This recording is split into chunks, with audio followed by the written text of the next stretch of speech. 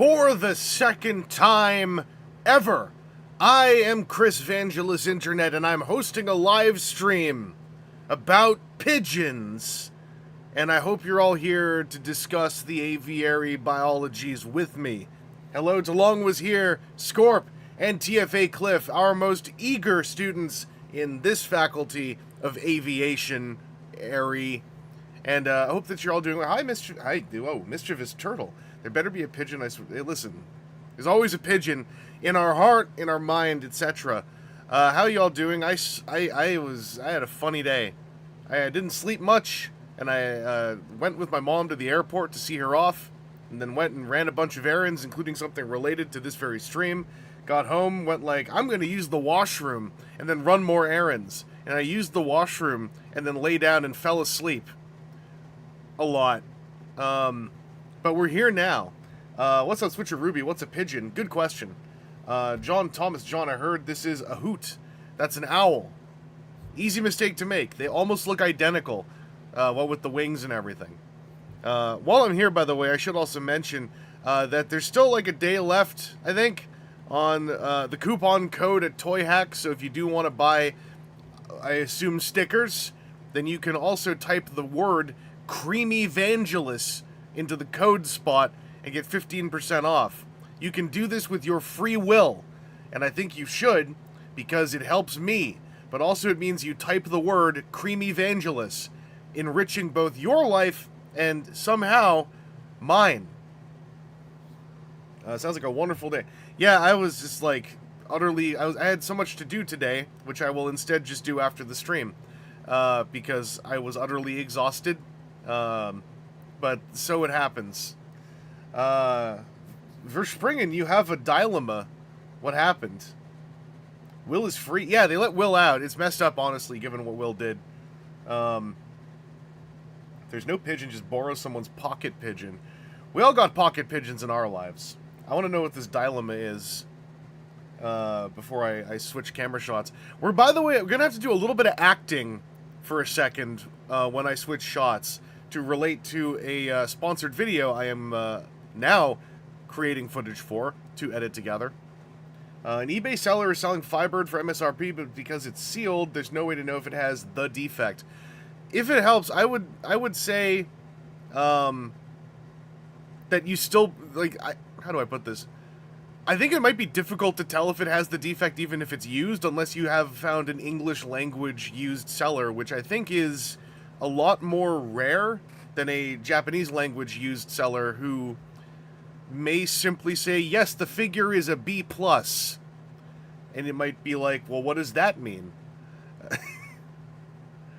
So if it's for MSRP, I would say just go for it, because if it's for MSRP, you may also then follow up with Good Smile Company and go, like, fix it. Maybe they will have a better system in place now that they have the second run happening or whatever. Boulder, are we unboxing Evo Toys Firebird today? Yes, you're right. I've decided that I really hate good toys, and I would rather have lots of die-cast and magnets. I need to watch that video for the Evo Toys Macross thing. I think I chose not to, so I could bank it for a stream bit, because, like, watching Evo Toys stuff was very fun last time. Does Good Smile Company need, like, a receipt or something? I don't think so. Granted, what someone said last stream was they also had to send the figure in, so I'm not sure, like... it sounds like they just are like, send us your thing and then we'll send you one without the defect. And then someone else said that it looked like they just received the figure, did the little modification, and then sent it back. So there's a lot of granularity in there. Speaking of which, let's get this show on the road to the desktop. Check it out. Now, a bit of acting. I have to do a bit of acting here. Make sure I can see Creamy Vangelus up there. Okay, so I forgot exactly what I said. But I said something about having to go to the other set so that we can, and I got to make sure that I have my thumb over this head. Actually, I'm gonna lift this up. We can't be funny about this. Okay. I'm gonna move you over. No! There we go. Yeah. Okay. Is that a pigeon? No, this is a bird. Okay. So, move over so that we can... alright. Alright, one more time. Alright, keep the thumb there. One more time. Continue this video live, pre-recorded, but now you're seeing it after the fact. So that's gonna be... There's gonna be... I'm gonna just, like...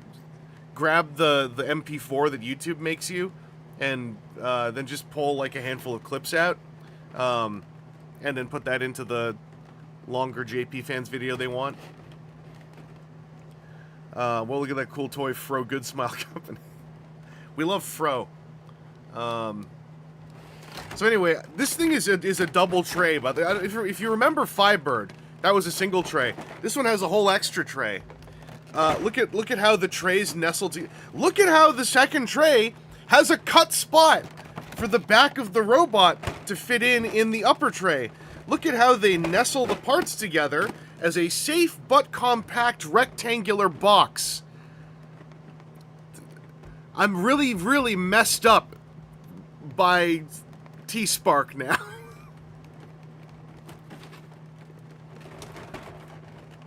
Tray Bien, thank you, Mr. Sukar. But yeah, this is the secondary tray. I'm gonna get this stuff out first.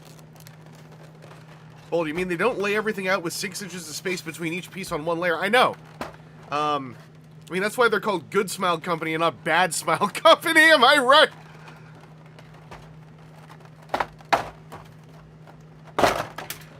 Whoa, okay, there's a very Obari blade. Does T-Spark not... So T-Spark sometimes has decent packaging, but lately, especially with the Gaogai Gars and a lot of the Diaclone stuff, their packaging is more so, not really... And they don't have to actually consider this. Their packaging specifically, almost specifically, does not consider the notion of efficient international shipping. And everything T-Spark makes is essentially not even for our market unless it is sold on Pulse or the Takara Tomy USA website, ostensibly. At which point it also probably doesn't matter. But no, they have these giant pizza boxes with one layer of tray.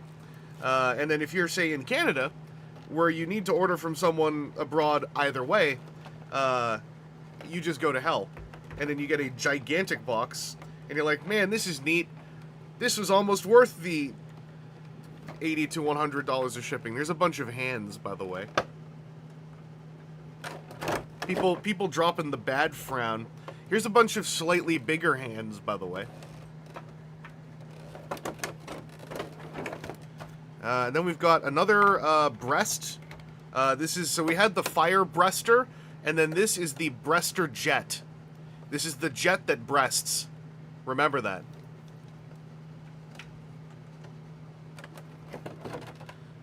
So this go like that. Boober Jet. Happy to announce my new aerial rideshare service, Boober Jet. Oh, I left both guns up there. How could I leave the gun? Sorry, the Fire Blast projectile accessories up here.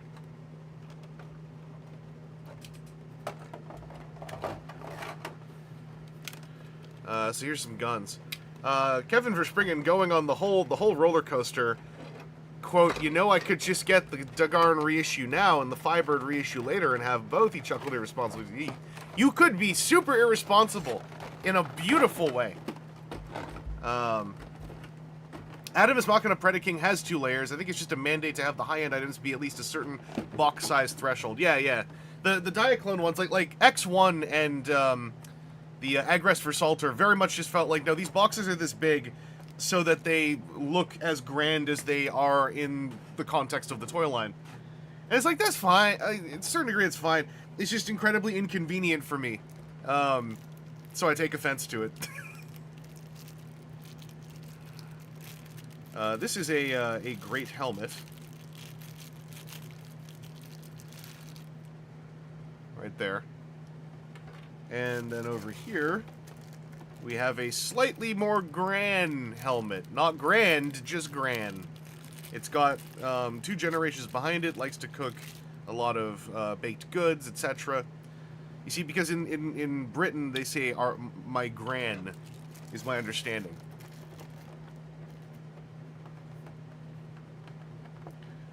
Also, I just gotta say, even though this thing is secondhand, I don't think anyone ever took the nipple out.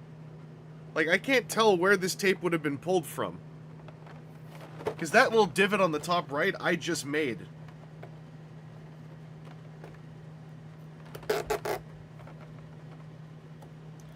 Anyway, we have freed the nipple. This is the same little nipple guy, I believe. He still is double jointed in the middle, so he can still Obari somewhat.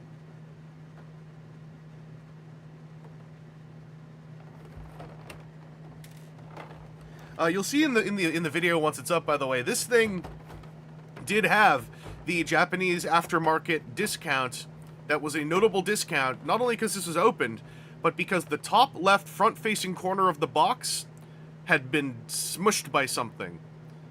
It's like a little, you know, the wrinkle. When you drop your Amazon box and it goes like, dunk, and you get that little wrinkle. I think that knocked at least another $30 off the price, but... C'est la vie. They still had the bags on the winglets and everything. I know, worthless. I forgot another piece.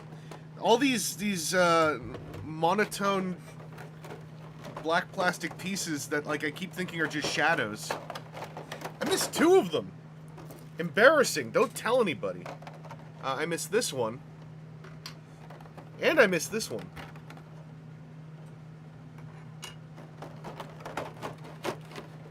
Griff, what's up? Yeah, box heavily damaged. For those wondering, by the way, the marketplace that I got this off of was Mercari.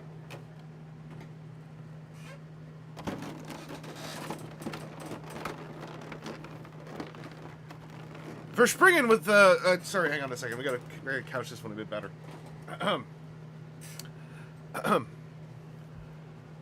Oh, hey, we have a question from the chat. Verspringen, asking, tell us, internet personality Vangelus, does JP Fans have its own storefront, or does it redirect you to the main sales sites and act simply as a proxy? Thank you for your content. What a great question, chat user Wirespringen. I can answer that, actually, with some veracity. Let me just pick up this plastic bag that fell on the floor.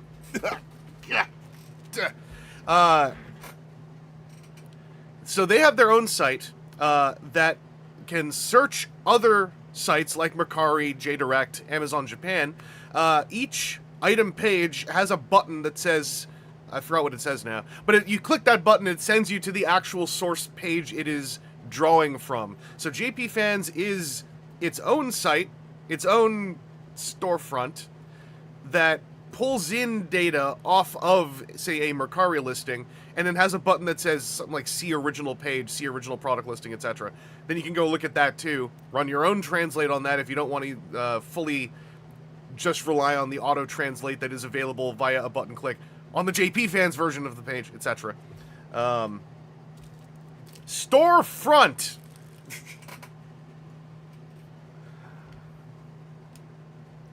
Alright, so his crotch is getting excited already.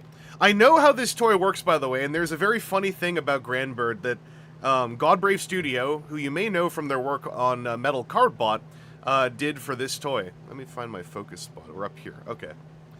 Oh, hang on. We got another question from the chat. Sorry. Oh, hang on. We've got another question from the chat. User Wirspringen asking, hey, internet personality, Chris Vangelus Ho. How does JP Fans handle the troubles of shipping to the United States? Well, that's a great question. I'm from Canada, so I don't know. That's where we put in the funny cut, right? But I have noticed, through the experiences of other users on the site, like Dom Jake or Collection DX, in their videos, that the current shipping options available seem to integrate quite happily with the United States of America. Those include things like courier services, or even, I think, EMS.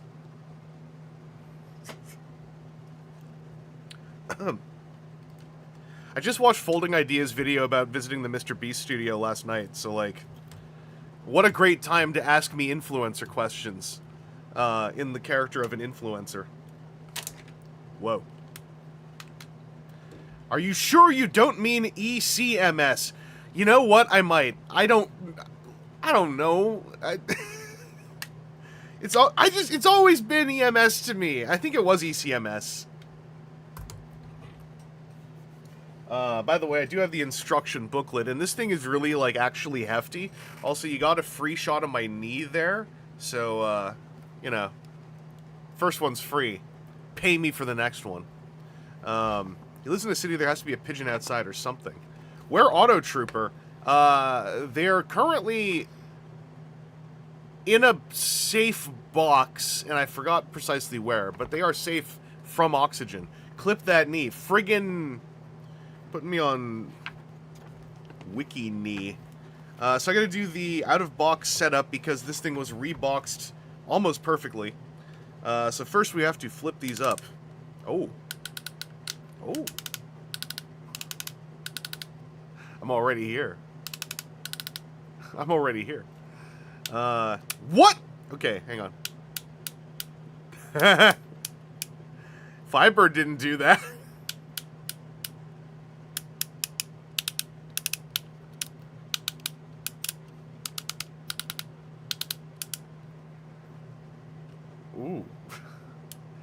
For those wondering, this one is your average stiff, buttery click. This one is like a...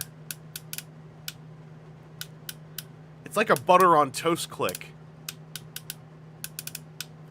Alright, what else do I do? Okay, I have to listen to... Ing! And they want me to do a bunch of stuff with this double hinge setup here. So they're like, pull this back like that, then pull this out like that. Then click this back once on the top hinge. Then click this forward like that. That was 4 steps in the instruction book telling me to move this from here to there. I know there are instruction books from companies that would simply show you a before and after picture. So that's kind of cute. Emperor Nova, those double hinges frequently scare me. The back one is pretty tight, but the one in the black plastic feels pretty solid. Grandbird is incredibly simple right up until he isn't. Yeah, that's the funny thing about Grandbird. I was rewatching clips from the anime, which means cartoon. Hang on, let me just put his nipple on.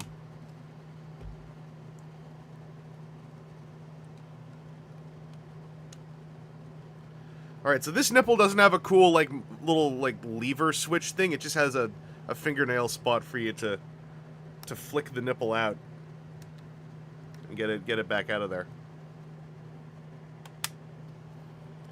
Can you bring me that Auto Trooper card? I don't know where the cards are, unfortunately. You should just make it a grail. Track down the Auto Troopers. Oh wait, do you mean the TCG card? I don't know. You just got to go to the TCG room for that one. Go there. They should still have at Toronto the TFCon pack. If they don't, then just say like, hey, I want the Auto Trooper card to be in another set, please. And they should be able to hook you up. But just, yeah, the TCG room should have plenty of them. The burning question on everyone's mind, does Vangelus own a pair of shorts and have his knees seen the sun? I mean, I'm wearing shorts right now. Because it's, like, getting warmer. His asymmetrical pull. I know what you... Yeah, I get you. So anyway, in the anime, when Grandbird is a shuttle, where his head is just a flat, blank spot. And then when he transforms, his head just manifests in a flash of light. So the original toy dealt with this by having the helmet flip forward over the face. So there was just like, it looked like his head was stuffed into his own clavicles. This toy has a really interesting way of dealing with that. Oh, there's something clicking in there. I wonder what that is. Mr. Vangelus, would you live in a house that looked like your own face? If I didn't have to pay for it, then yes. If it was for free, like, listen, living somewhere for free right now, who wouldn't want to? They even did that in the... Okay, that's cool. So yeah, the out-of-package experience also says, pull the biceps down.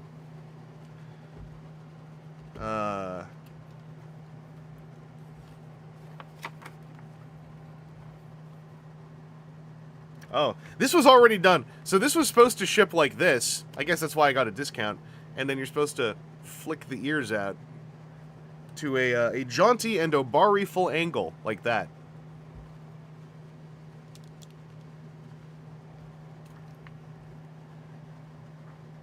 Right, and then here's the part where it's like, oh, what are these? So I don't even know who this is for, right? It says proportion kanji gimmick. And they're like, oh, what's with this screen inaccurate bulbous nonsense on the side of this thing that transforms into a space shuttle? Get it off. Get it off. And then you actually can flip up the little tabs here. So now you have screen accurate Grandbird. I understand there's an audience for this, but I'm not that audience. Because, like, I'm well aware that he turns into a shuttle, right? But this is... That's very funny. Is this the part where, like, the tabs that it pegs onto can flip up like that, too? Where they're like, no, don't worry, don't worry. Now he's nice and slender. It's like 5% smaller.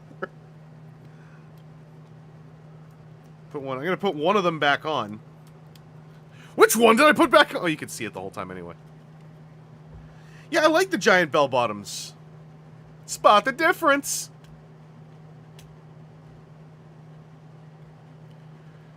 We love to give our shuttles a rhinoplasty, don't we, folks? The Macross fan of me appreciates it. Yeah, like, of all the proportion gimmicks I've seen, like, the fact that it is just, I pull a part off and flip up two things. I like that you just reveal the painted bit underneath. Because, like, there's another world where it's like, alright, friends, I bet you want those proportions to be 5% smaller. First, disassemble the entire leg to slide this off of some kind of metal rod deep within the shin. Then reassemble it, you know, etc., etc. So we are here now. We've got a robot. So how does this guy feel?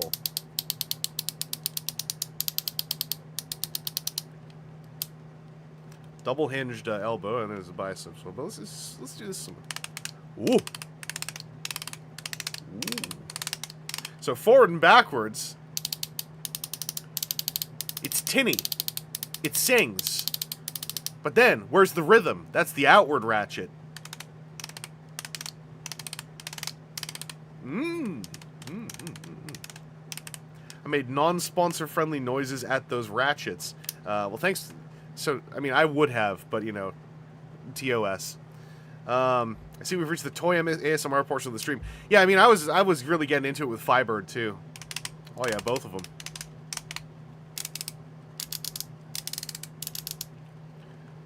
There's also a ball socket. That's not a ball socket! To hell with me. It is a double-hinged setup on a swivel with a ball socket on the top, so you still get to tilt. So there's like a ball joint on a hinge on a swivel for the head. So could you just do the OG? No, you can't. His chin's in the way. Don't forget. Oh yeah.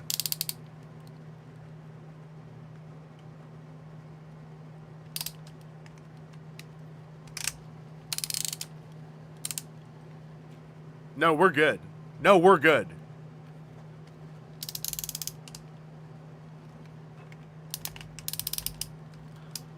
The double hinge is a secret tool that will come in handy later. By the way, my grand appreciation to... Ow, my knee. It's still scratching. I was like, whoa, my knee itches. It's like, yeah, that's where you banged it on the floor the other day. What's up, Adam Bill Moo, with the You mean, is it you saying on my... Are you respecting the right here? I hope so. How much have you seen BotCon Auto Troopers go for online? I actually haven't looked in a while. I know, like, once upon a time they were like $300 because there's 3 of them, but I don't know if that's, like, gone up or down since. I'm sure at this point there are also, like, singles floating around. Very knee-heavy stream. Yeah, we're going for the only knees here. Also, there is no waist joint. Much like on Firebird, there are elements of this transformation that preclude the ability to make a rational use of a waist joint in the engineering. Neutral good. Very correct. We got 2 layers of skirts here, by the way. I'm going to check these. Woo! I saw earlier, but, like, imagine getting stomped in the...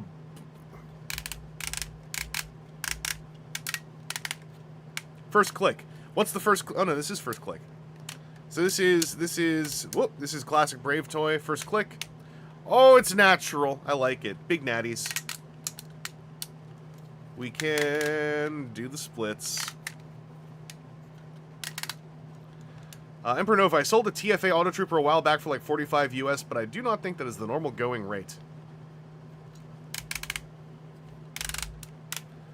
This rear skirt is locked, so Grandbird cannot kick backwards. I don't care. But it's worth noting, because, like, someone will. And it does prevent him from kind of, you know, doing a full crotch thrust pose, because he can't click those back ones. So I appreciate if that is a criticism. Please make him bow-legged, please, Chris. Thank you. Okay, that's just, this is the best you can do from here. That's actually not bad for a bow leg. Whoop. Ignore that. Ignore that. Single knee. And then we had that glorious setup with the friggin' ratcheted ankle tilt. This very much just feels like what I imagine, or what I, this is kind of like what I imagined Tobots would feel like, you know, 13 years ago. And it was close. I assume this is a lot like what metal card bots can feel like. Obviously different manufacturers, just the same design group, but ratchets are ratchets, right? Now give him rickets. That takes a little while. Grand kick! We got it. We got it. This will be Tobots in 2014. For real. It reminds me I need to track down a bio card for the one TFA Autotrooper I still have. Tobots for free. Not only knees here. So we're going to bust out the Breaster Jet now. So first we got to complete the assembly of the Breaster Jet. So we flip this thing up. We get our grand head, but not our great head. And we clap that fella onto here.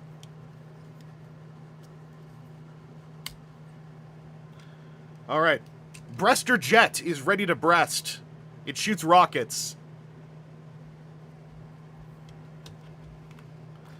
So how do we slap that on to Jet Gatai? Oh, here we go. This is straight up bringing up the neck tilt. All right, fold ears back. Step 1. Oh, they don't let you BS having the helmet on still. They're just like, no, take the helmet off. Like, all right, nerds. I guess we'll just be normal and realistic about this. V-Rider, what's up? You've mostly just missed a ton of ratchet joints, but you'll hear them. You'll hear them.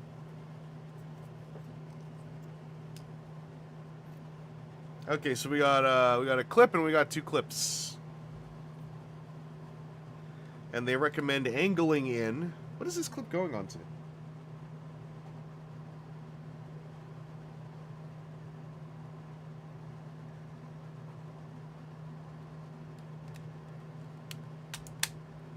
Oh, it just works. Okay.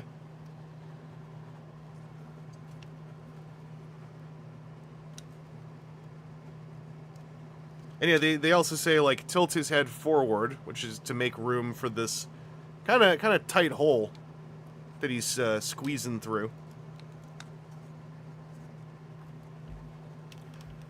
And then, in case you don't want to start shooting missiles right away, these are on their own. A lot of detents involved in this, by the way. This is all these detent points here, here, here, here, here, and that puts them on the back. When I do a stream dedicated to Autotrooper, I can't imagine why I would unless they put out a new one. No, I want to leave room for the Autotrooper faithful to also express themselves. Whoop. These go out like that, and then we smack the jet helmet on. Jet Gatai.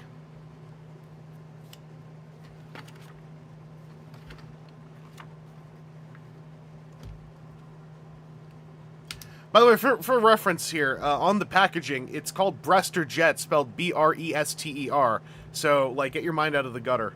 You know, maybe be a little bit more scientific about this. Alright, so for the sake of moving arms forward, this stuff can also do the same thing Firebirds do, which is pretty cool. And then the Grand Cannon. So we take the 2 cannon bits. Clearly these can be wielded on their own, but I just want to, like, I want to slap them together. So we twist this to the side. This is just like, that swivelly bit on the leg on Firebird. It only moves in 2 points, and they each have a detent. Unclicks. Clicks. Unclicks. Clicks. I like that. And then you shove this one in. Is it just friction? It's just friction. Sick-ass gun shape, big fan. Yeah, me too. I like big natural guns. Sorry, blasters. Sadly, just friction. Yeah, I'm looking at it, there's even like a little divot in there, and I'm like, surely at some point there was a goofy, like, unfolding, like, you know, ram the stick up the chamber kind of thing. Maybe it was just seen as unnecessary, probably correct, but also, what if we rammed a stick up a chamber? So tabs into the palm, and then you close the fingers around it. There's also a hand swap for holding this, but also this dude, he's doing a pretty good job. Like, the wrist is suffering a bit with the weight, but like, all those ratchets means, all those ratchets means he's holding this up happily, but then the tab gave out. Get back in there. Don't embarrass me.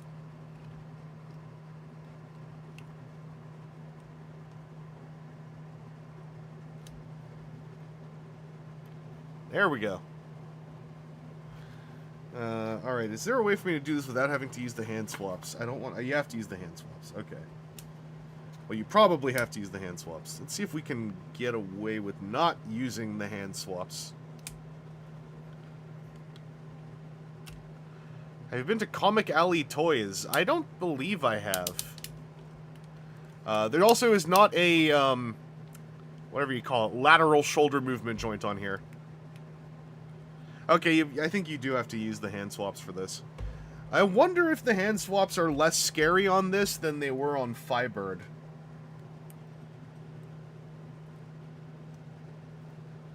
Butterfly, that's right. The lateral the moth-like lateral butterfly joint. Alright, so these come off the same way. These feel just as scary.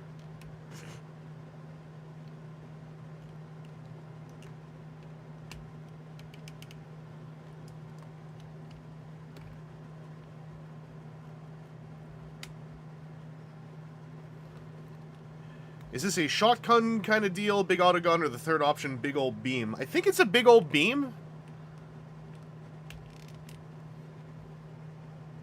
They all have that problem. Might Gain is like that too. Yeah, it's just like that's one of those high-end toy things where I think like I just don't fit in with the world in question.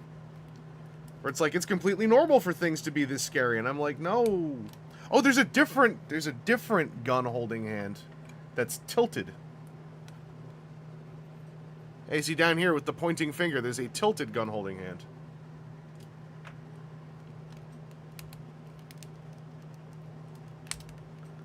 There we go. Yeah, see.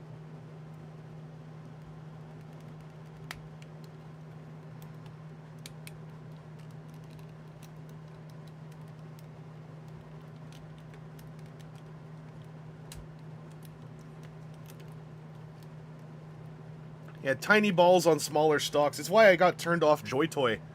Whenever anything is not a Space Marine, it's like... Oh, here we go. I don't like how much it feels like I'm dancing with the thing snapping, as it did immediately on the Sister of Battle I picked up. See, this is how we're gonna Grand Cannon.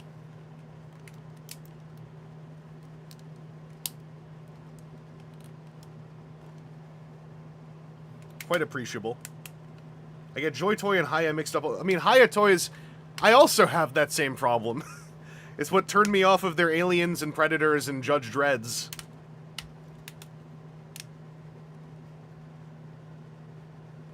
This is meaty. Like, this has got some heft. Visual heft, but also in-hand heft. When wielding the big gun. Like, that looks cool. Hang on, let's get the family shot in. Like, the Joy Toy Space Marine hand swaps are wonderful, because there's no stem, it's just a big, thick ball, and you just suck the hand socket over, and you're like, all right, here we go.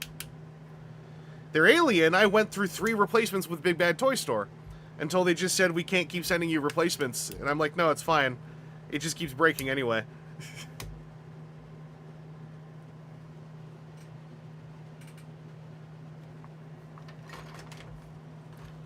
The rule of sword and the rule of gun.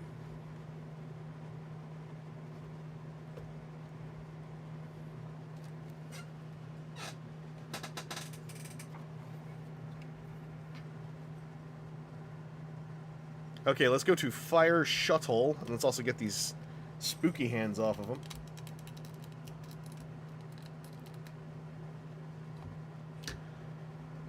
How does the big crest feel like it's impeding the arm articulations getting in the way, or is it work? Oh, it's totally workable. The fact that it does this, like, that's enough to get out of the way of the range that's occupied by, you know, this mush here. So I don't really feel like it's in the way at all.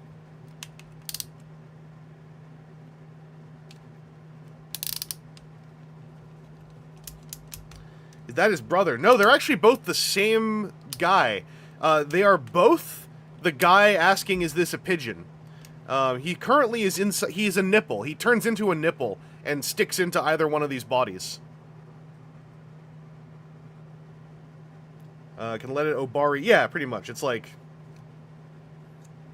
I mean, he was doing the Obari, but with a gun, because it was sticking off of the, you know, lower half of his body forward with a giant meaty shaft. So he was kind of doing the Obari thing anyway. Enormous arm-hindering chest wings are a signature feature of Takara robot design. Correct.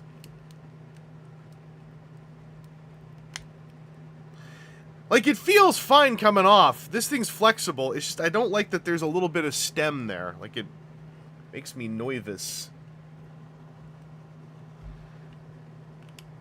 We got a question from chat user Verspringen. Second question, internet personality Vangelus. Does it need to parts form from base robot to shuttle? Well, I know a little bit of advanced knowledge here, and no, it does not. But at a certain point, you might go like, wow, maybe this would have been easier if a certain piece just parts formed.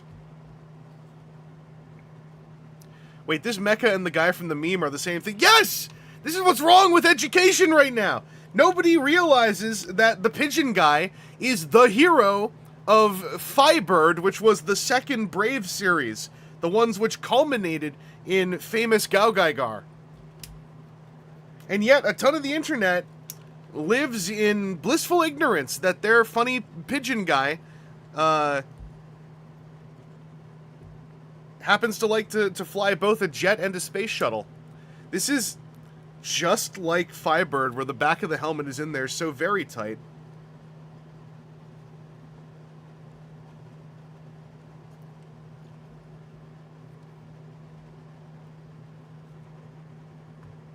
There we go. Do you need to remove the legs like a certain other figure? So, yeah.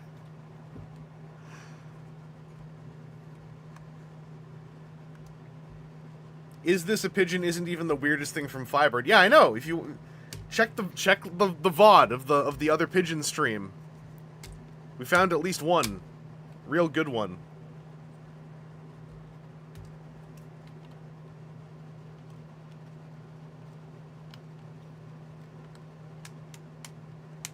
Let go. Release.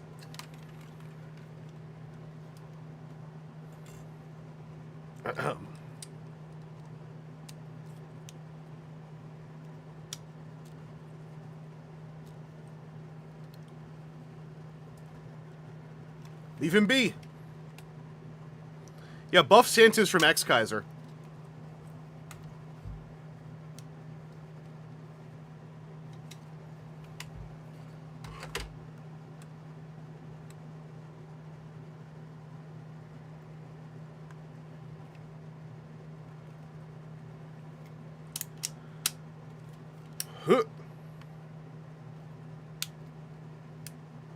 The timing of the Christmas episode is also really funny because it happens right before the show locks in for its finishing arc. That's great. What better way to herald the end of the narrative than Santa Claus with no shirt on and muscles? So we're gonna get the fists into position. All right, I'm gonna turn this guy. We're gonna change into the fire shuttle.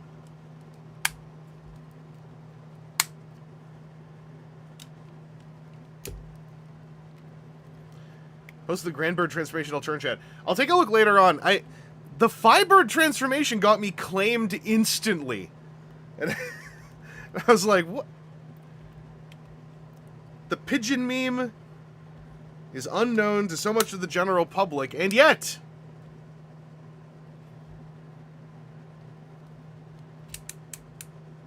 Oh, here we go.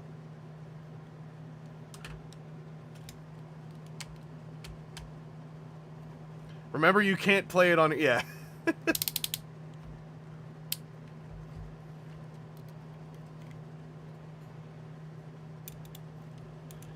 So already, one way that this is better than the Evo Toys one is that this is just a flat panel that is an opening door.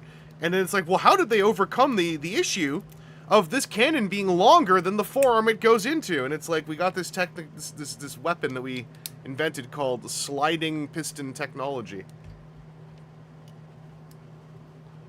Watching Firebird on stream but yelling, "The music bed!" or "Audio jungle" every 1.5 seconds. Yeah. Audio jungle.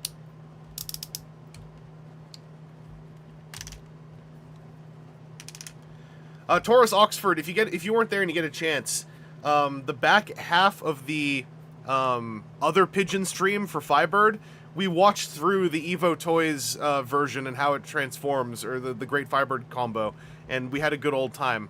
It was also very hard to find footage of it, because when you search for Evolution Toys Great Firebird, most of the search results are just simply this toy. Because, you know, the landscape is correcting itself. Let's free the nipple.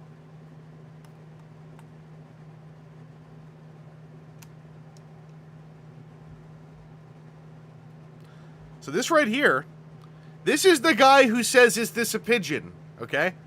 Just FYI.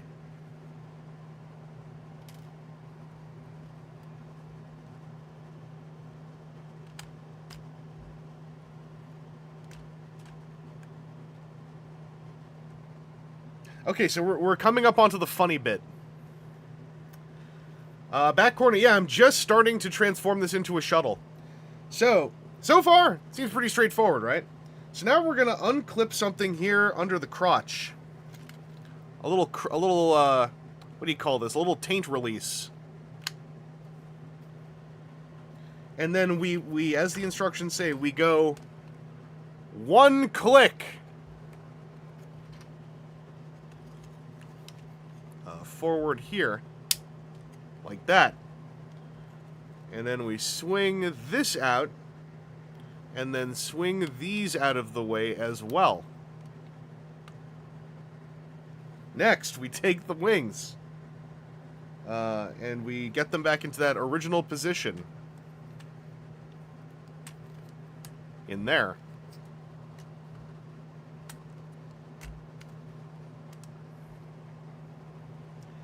Now, what do you do next, you might ask? That. What are you doing, you might ask? What a good question. I'm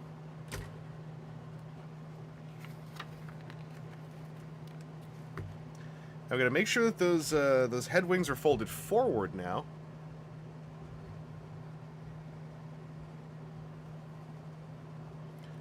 In order to rotate this panel and get the head on the other side.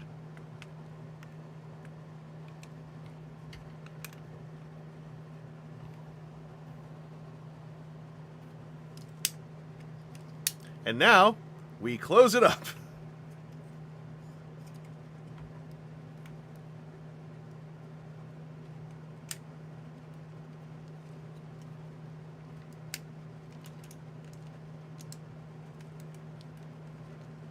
And you might think like, oh, do you close everything up?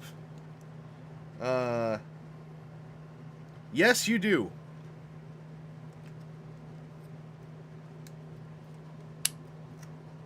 Yeah, and Emperor Nova's mentioned you can keep the Great Firebird helmet stored in there on top of his, or in the cavity, or stored on the Grandbird head when in vehicle mode if you want like perfect part storage, which is pretty cool. It's pretty cool. It's an incredibly funny solution to a problem that the animators of this series invented for future generations to solve themselves.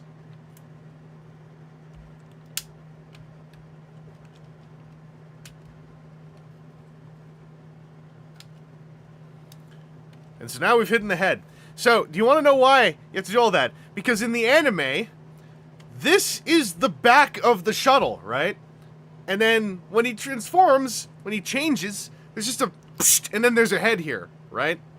The back corner, yes, all this to hide away the head. The original DX toy didn't even bother. You just cover his face with his... Yeah, you just do a thing. So his head is just here with the face covered, otherwise. So it's very funny. I think it's fine because, like, that whole thing I just did, it wasn't, like, actually scary to do. Granted, I'd seen videos about it, and it's... A lot of that engineering is for something later. But it's a very funny way to make the head disappear.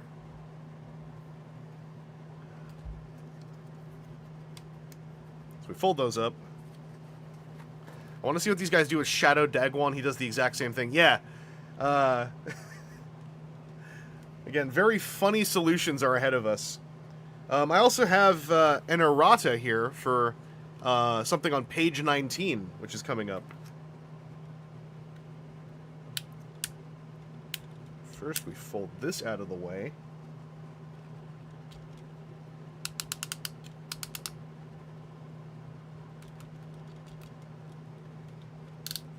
Yep. Oh, for the dragon neck, not the robot head. Okay. Sport Pepper, shout out Galaxy Shifters or whoever they knocked off that made the OG knockoff in the early 2000s for letting me experience that toy before I even knew what Brave was. Yeah, the two Firebirds, I think, I know the Shuttle was around a lot, but I think they both got downsized knockoffs that were fairly common and felt awful in hand. I'm pretty sure I had one of those. Oh! So this is a slider, but there's clearly like spring-loaded squeezers at the top and bottom, and you can feel it. Mmm.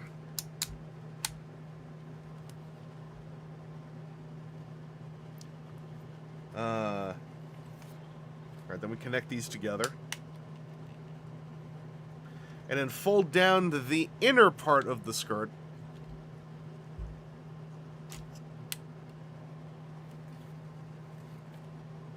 Alright, we're coming up on the errata part. So it's like, fold this down, then straighten that. So in the instructions, they say to twist it this way. The errata shows that you actually twist it clockwise, not counterclockwise. And you can even feel it twists this way only, from this hard locking point to that hard locking point. You would have to actually wrench this thing to twist it the other way. So I feel like that's something that the errata sheet is appreciated, but like an adult end user probably would have been able to catch that without causing horrendous damage. I also like how somehow Godbrave Studio figured out how to have this mechanism work without a giant spring rivet system that you have to pull on. So kudos to them.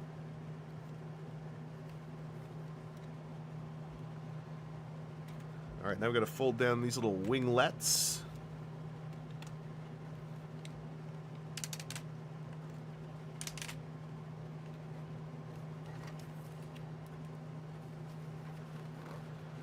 And we're done. I had to turn the page to find out we're done. You might remember Firebird's Fire Jet mode. Also had landing gear. This appears to have there's... Oh no, these are caster wheels! So these are actually spinning caster wheels here on the back. And then there is... Oh, this is united between the two halves. And this also is a spinning little caster wheel thing. So yeah, you get landing gear. And then this also has a cockpit, but it's not as cool as the other one. There are these two flip-up bits. And then you can put Pigeon Guy into either seat with a little tab that goes between his in his thigh gap. Fits in there really well, but like you can't close that. You just have to, you know, ride with the top up, which is pretty funny when you're in a space shuttle and you're like, time to flip the top up as we re-enter orbit. The arms just sort of lay there. Yeah, this is line art accurate. Like, this is just how Grandbird always looked. He's a space shuttle with 2 arms and 2 kneecaps.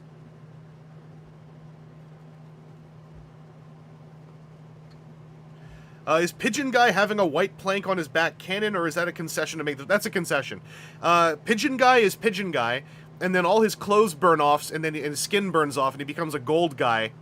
And then he goes into a socket, and then the rest of that white panel kind of forms down around him in a sort of like organic cellular looking way.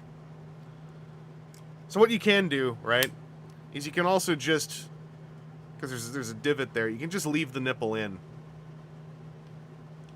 Nothing is lost by not disturbing the nipple.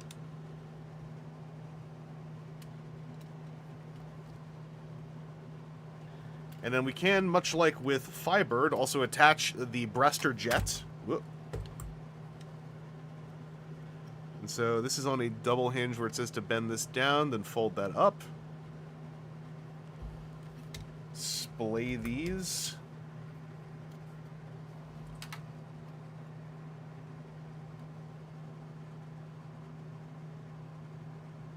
And it's the same connections as the robot mode. Okay.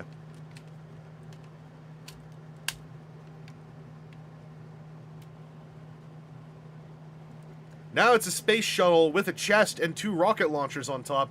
And I like that the rocket launchers have these for aerodynamics.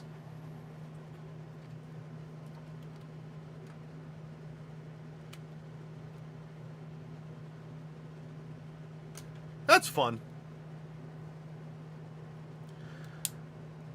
Griff, the only version of Pigeon Guy that doesn't have a panel on his back is from the Simp. Yeah.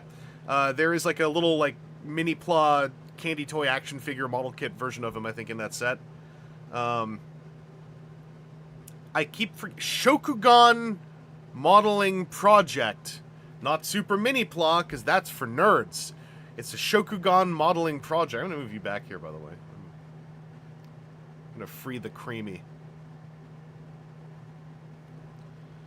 Pigeon Guy is a godmaster in a sense. In a sense. In a sense.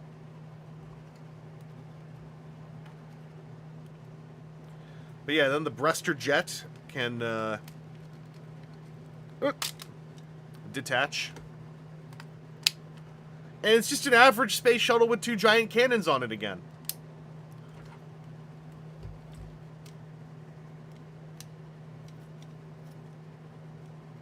Oh, you know what I missed this whole time? They were folded away. The breaster jet has these, so it's much more of an actual jet. Sorry about that. Here's the cannon breaster jet. My apologies, everybody. Canards! Oop.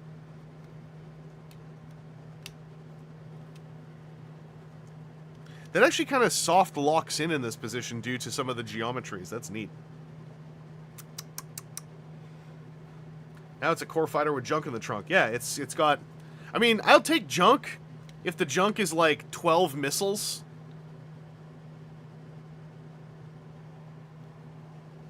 You might be confused. Canard means duck, not pigeon. Thank you, Emperor Nova. I was kind of stuck on on that little bit about the duck.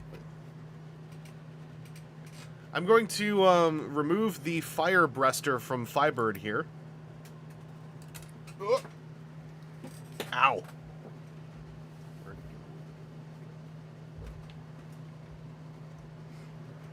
I'll be right back. I have to go on an excavation mission with my phone light.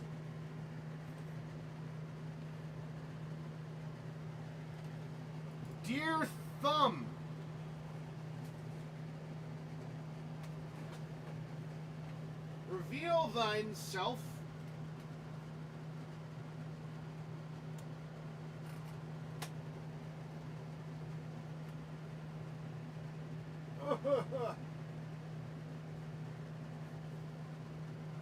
There it is.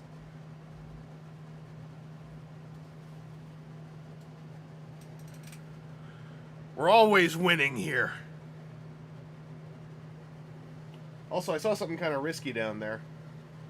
My knees. But no, I also saw something. I gotta actually move to a safer place, given what the last one did.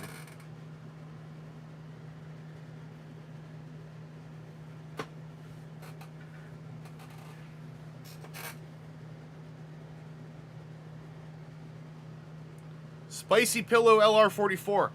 I didn't know those things could get Spicy Pillow the way that one did a couple weeks ago.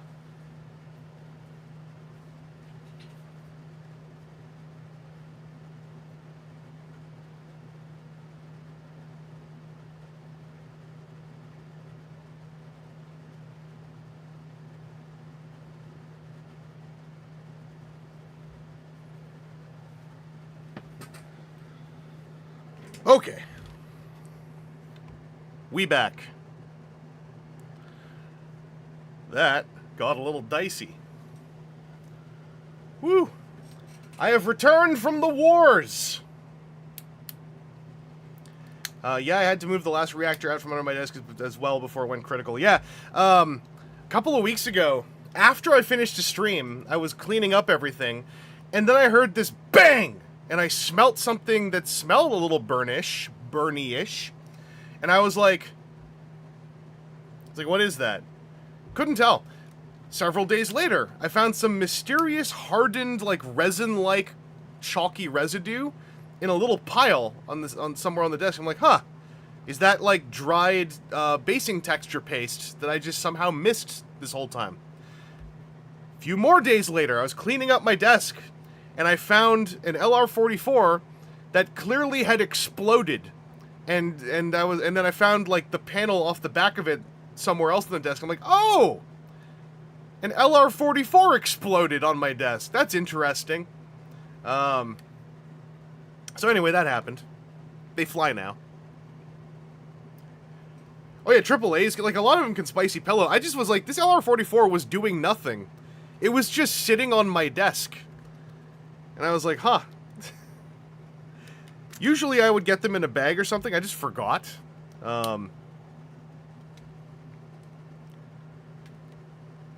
So that was freaky. I have to assume it was touching something that was like making it, you know, juice up. But it might not have been. Alright, we got to get this thing off. Also, with the mention of Spicy Pillows, of course, we do need to mention, if you ever owned or still own a Sony PSP, and you never replaced the battery, go check it, because the battery might have already inflated. You'll want to get that battery out of there. Because obviously the PSP is not the only one, but the PSP is just one that very commonly we have entered the era where it seems, it turns out, most of the Sony branded PSP batteries explode.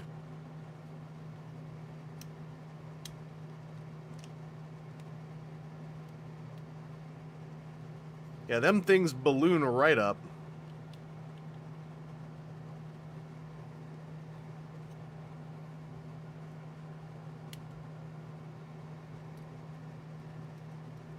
Had a AAA explode while in its packaging once. Thanks, Energizer.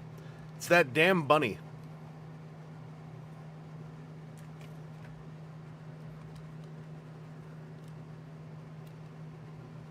Okay, so for those who don't know, this is the other form of the Pigeon guy. So they're gonna have me do a bunch of stuff now.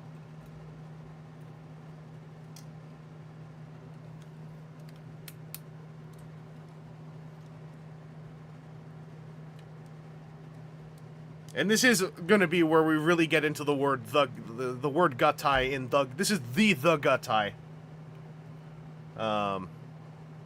In question for these pieces. I've been excited about this. We're going to close that and click that down. John Gatai, yeah. Doesn't look a lot like a pigeon. Well, you know, it's like some Transformers like don't look a lot like the thing they turn into, but they're in the spirit of it.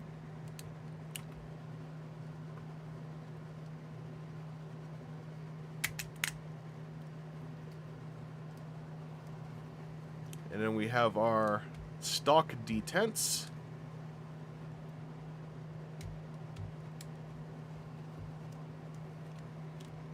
Wait a second. Yeah, okay.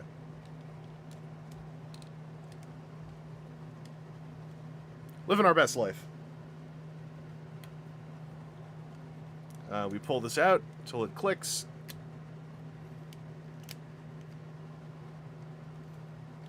Sandwich them closed and flick out the kidneys.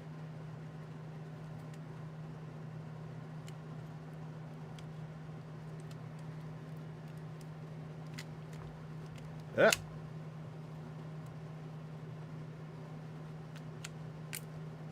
There we go. Are you going to remove one of the nipples to remain lore accurate? No, this is my headcanon. This is the, what do you call it? This is the one where there's a sibling. This is the one where it's a self-sibling situation.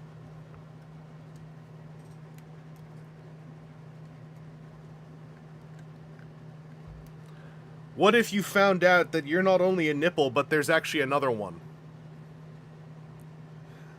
I'm happy and proud to announce the new, Damn it, who's the author? I was gonna say Chet Buswick. That's not the author's name.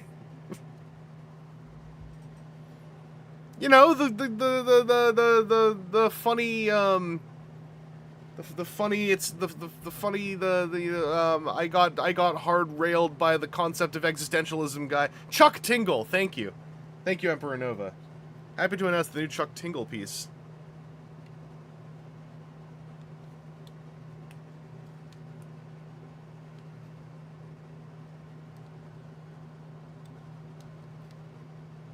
There we go. I did nefariously engage in some of these mechanisms during the last Pigeon stream.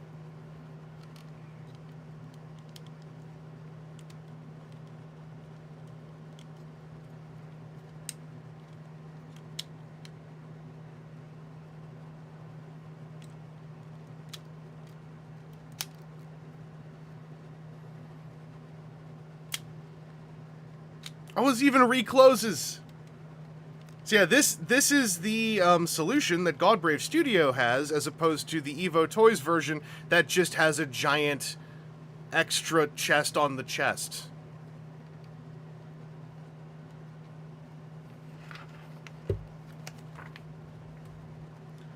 Alright, next we flip up the groin connector.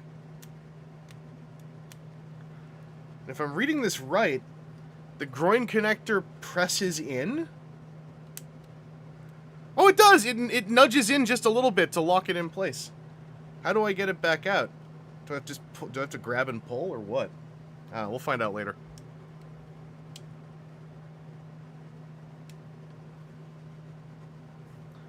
And then we reorient the crotch forward like that.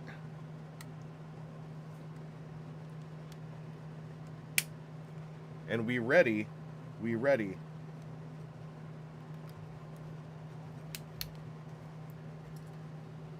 All right, now they want me to make this guy into a person again. So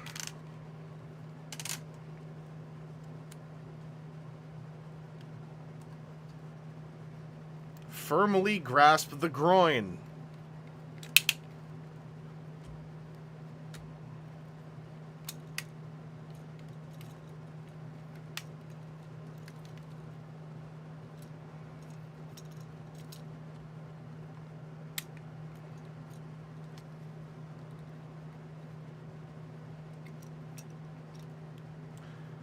Alexis Silver, the hidden hinges and slides that don't even feature in the toy and in questions, instructions. Chef kiss. Yeah, this whole situation feels delicious.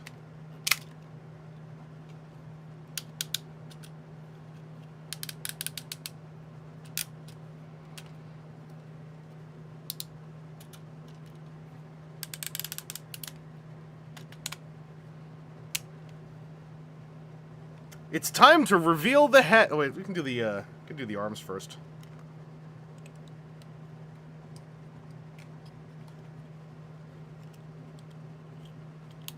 I know they're gonna turn back into the cannons anyway, but like I want to do it once.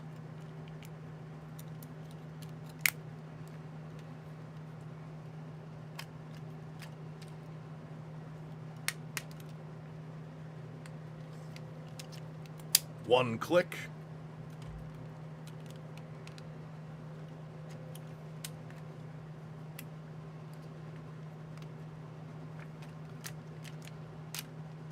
I want to see a new version of the stock footage that includes this step in full.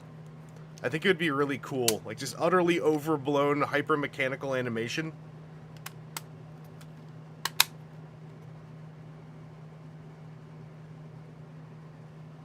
Yeah, dramatic head reveal. Actually, low-key, let me just say, having turned this guy... Oh, wait, we gotta do the, sorry, I gotta do the wings correctly. Having just transformed this from shuttle to robot, that friggin' ruled, kind of. Just the general, like, the whole overcomplicated bit, right? Once you know how it works, it's like, tink, tink, wham, flip, wham, tink, tink, and you're done. I kind of love it. I kind of love it. Is that part so complicated it hinders? No, I don't think so.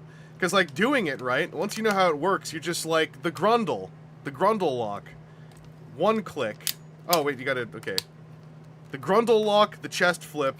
One click. Flip, flip. Bah! Boop.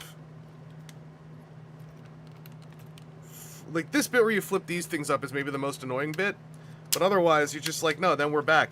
The taint clip is incredibly solid. Complexity sandwich.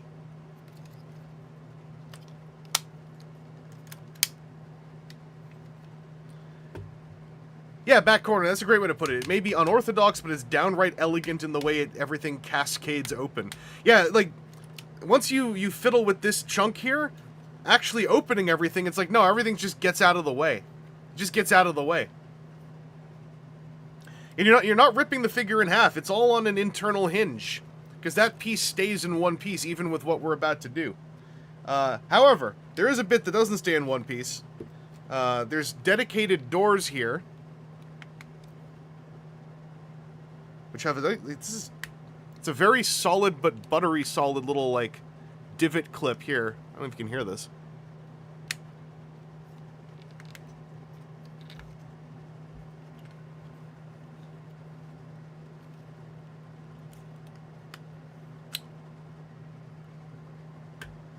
Okay, it's even pointing out in the instructions that like the next main friction piece is this little ridge here. You can feel... I don't think you can hear it. You can feel it, though. Ooh. And this is anime accurate. Unlike Evo Toys, we don't proceed to just throw this piece out and, like, hurl it into a bag.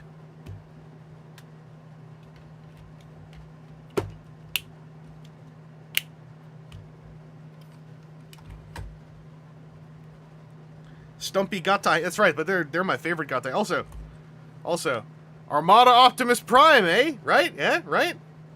Got little Armada Optimus Prime little additional hands down here.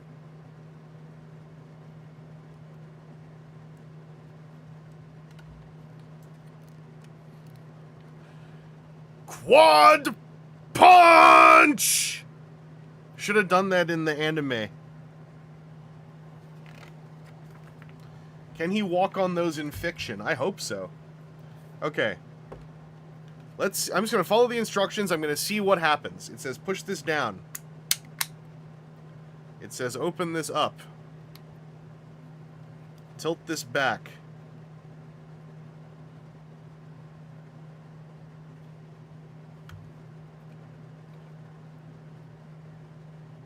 Oh, okay.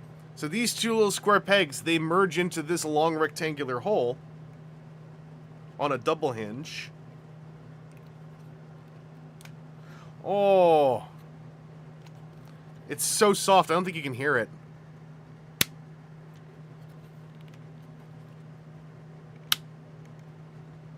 That's tactile solid. Then we're sliding this up.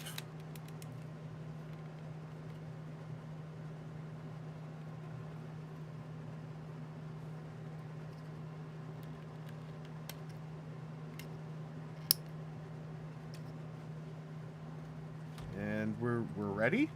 Oh no, there's more.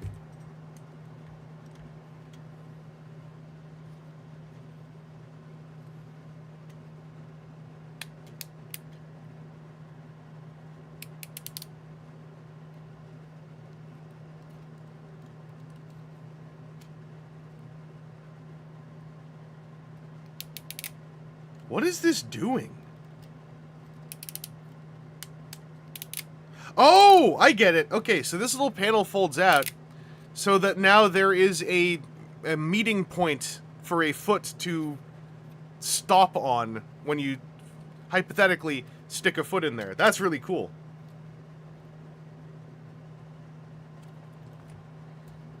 Now we gotta do it again.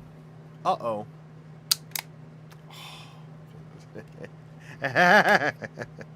Oh, yeah.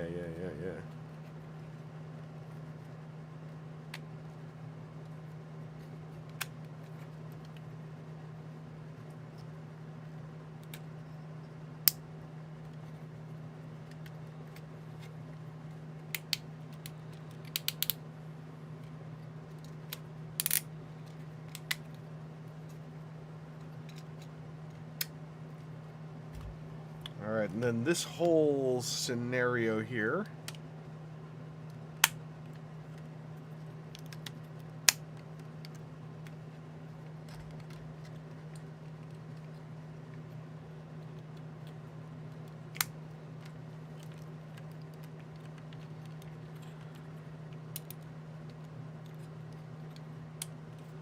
I find this figure to be very, I knocked the hand off, very joyful.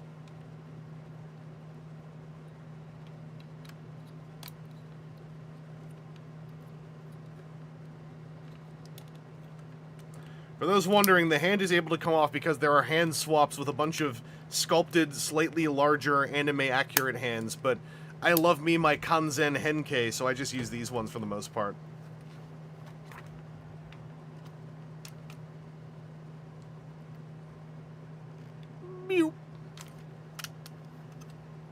When I'm like, the ratchets are in there too? Alright, so this wants to go into the inner position.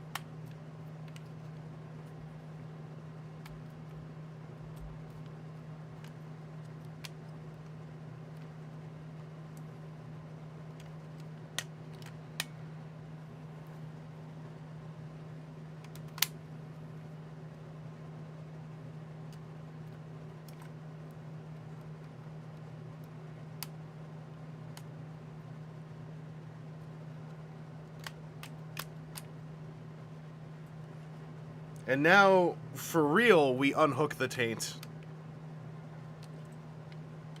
We one-click. Do all those things we've been doing before. Okay, so these blocks you have to fold in is because they then fold outwards on detented. Those are detented things to be side skirts. When we one-click, we open.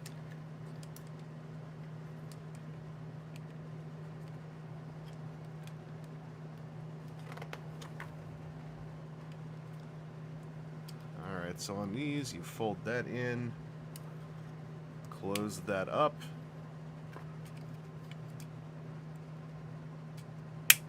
Flip that over. Dang. Okay.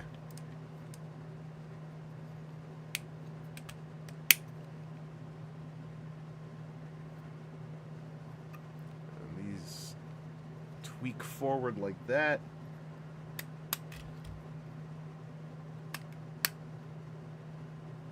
All right.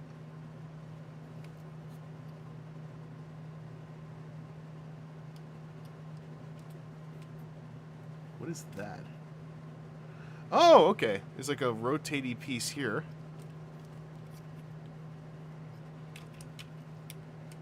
And then we are requested to turn the head around.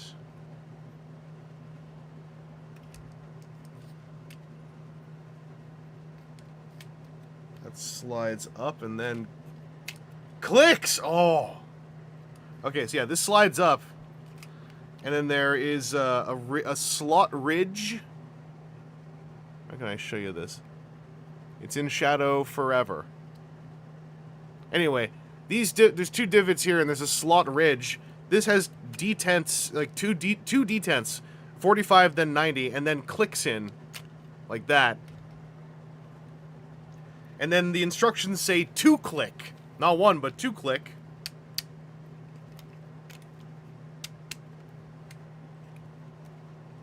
Okay.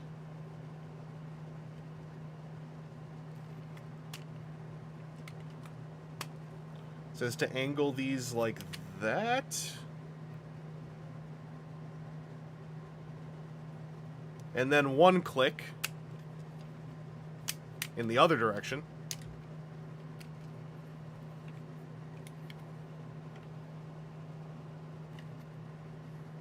Okay.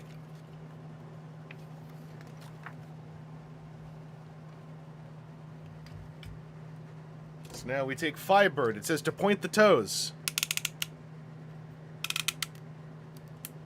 So that these are 2 straight lines. They're showing like you want this to be a straight line, so don't have the ankle tilted. I've always wondered about these sockets back here. Oh, you can even see the spring. There's 2 spring-loaded little tabs that are going to make a good noise. Oh! Oh!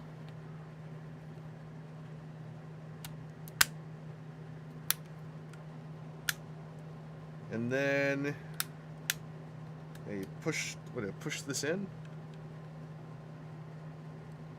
What do you mean push this in? Oh! The sliders from when this is in the box! Okay, okay. And then that, pushing this in, lines up this slot here on the blue part with this tab here, and then that locks that in. Okay, okay. Alright. And then you pull this out on that click, move that down. These are going to line up with those. That clicks the friggin'...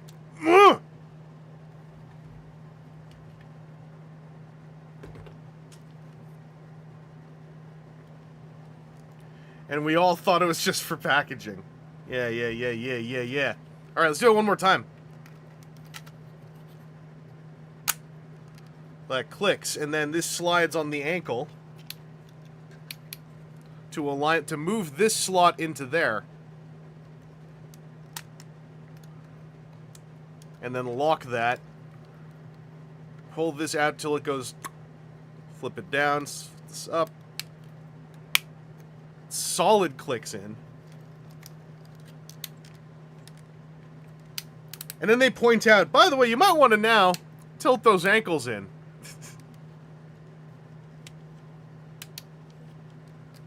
Like, this is already something. This is already something.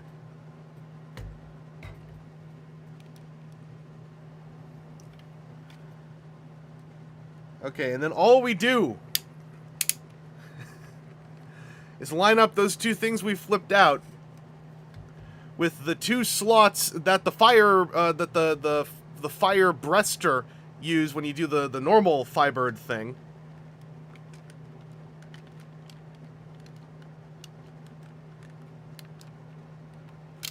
Oh yeah, it says to swing these forward slightly. slightly.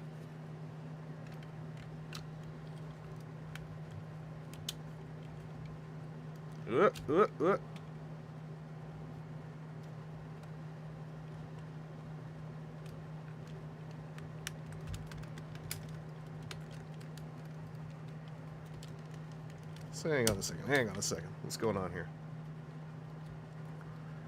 This thing click back up?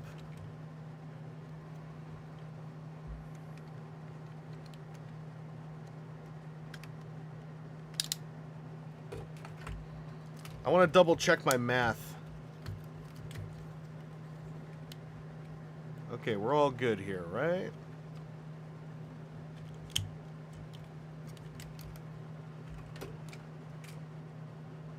Oh, there's... So I was wondering about these gold winglets. There's slots here that they're supposed to align with. So I was like, these are bending slightly.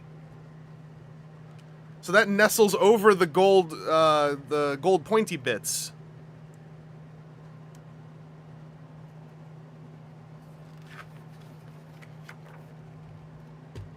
And then we just butterfly these in. You can see the that tab there has a slot to line up with. And then it looks like this also forms a clip of sorts with a divot back here. Oh!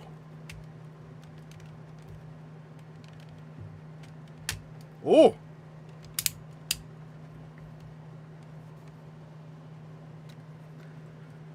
And then our little nub that we had down here is going to line up with that, with a little rectangular brick-shaped divot up here.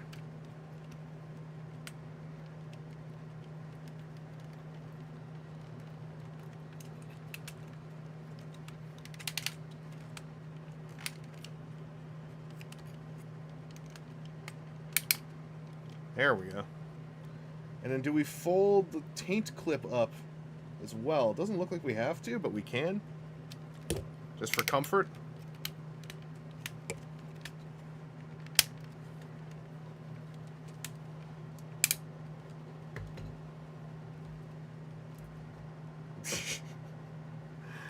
And now they're like, now you can also flex this back.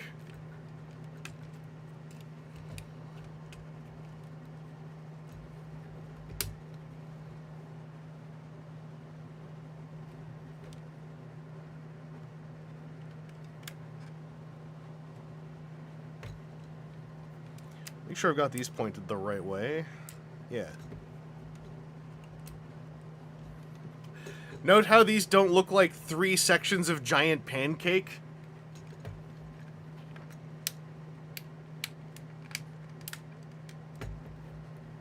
Really, oh, that's cool.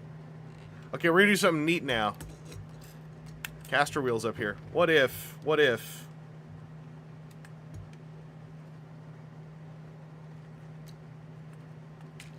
Oh.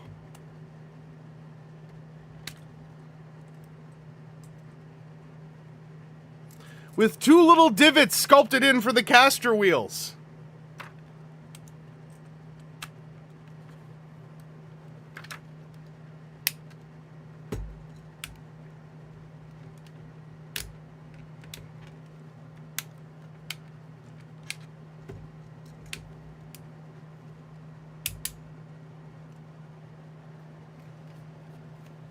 Alright, then we take the great Firebird helmet that could have been stored in there the whole time.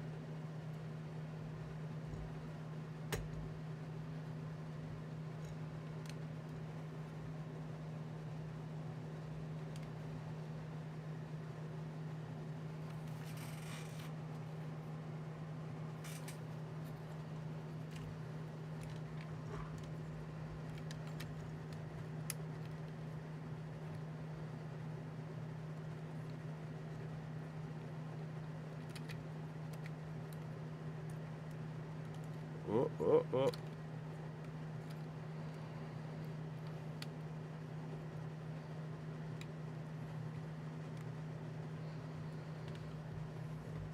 Ooh.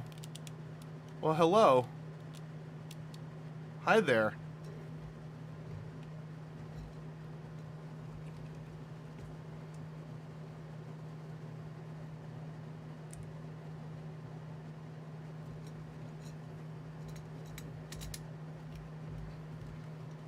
Mmm.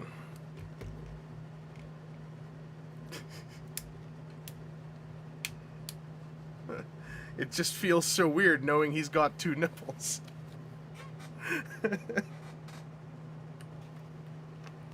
Much like we, the people of Earth.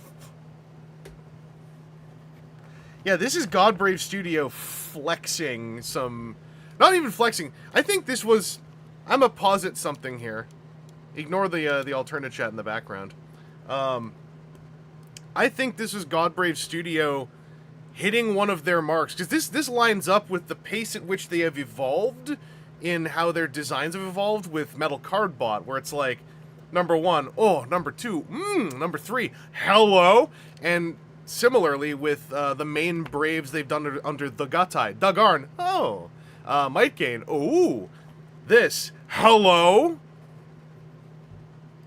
I know, Amanda. Some folks are, we'll say X nipple. You know, 1, 3, etc.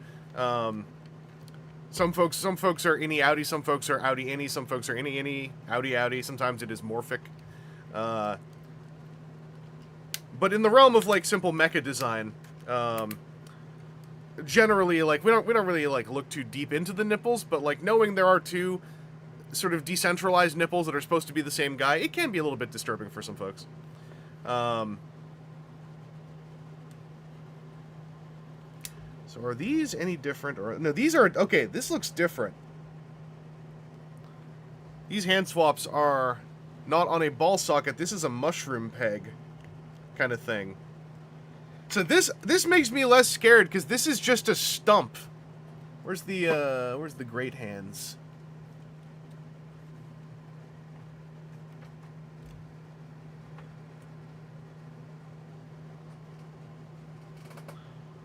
Alright, let's try sticking on a great sword hand.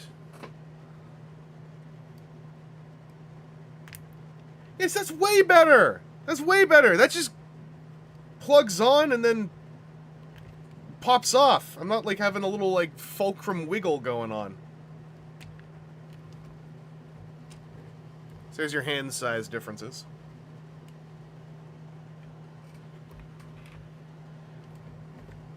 So, the flame sword situation. This is really funny. So they let you do this perfect transform style, which I think is very cute.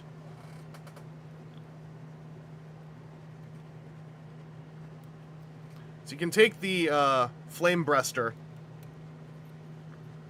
and you can jigsaw the main piece off.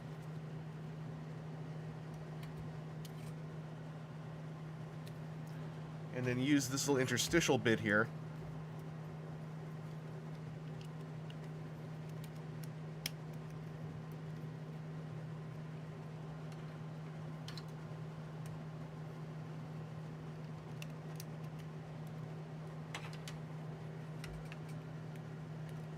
So you can actually do it like the old toy did, where, you know, it's like roleplay toy size dagger thing.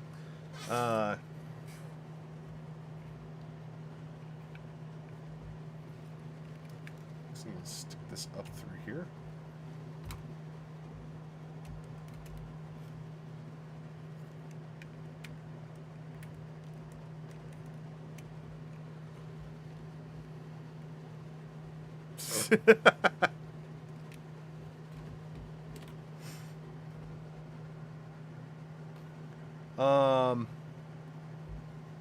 And then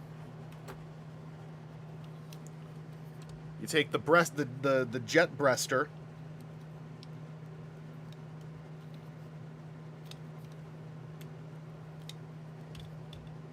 pull that piece off.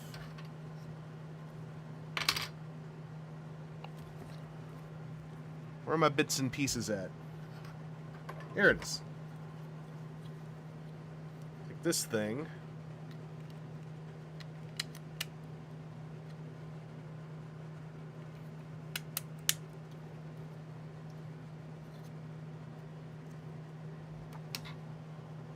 I need to use the other...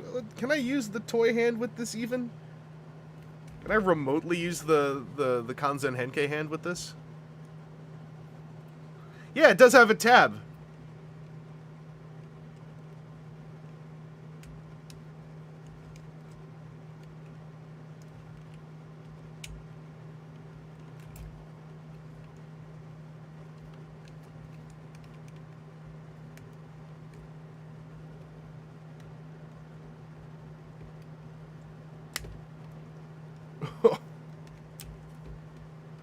You can do it. I believe in you. There you go. So yeah, toy accurate sword and shield.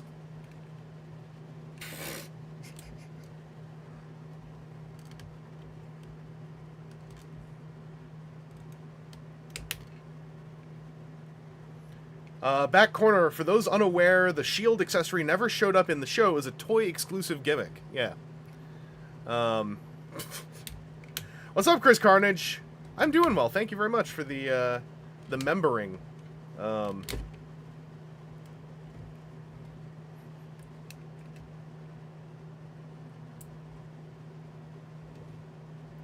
Anyway, there is another solution for the sword too.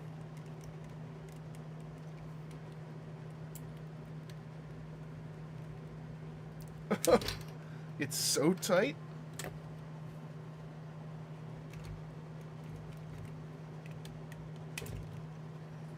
Which is, they just give you this small version that's the same on both sides.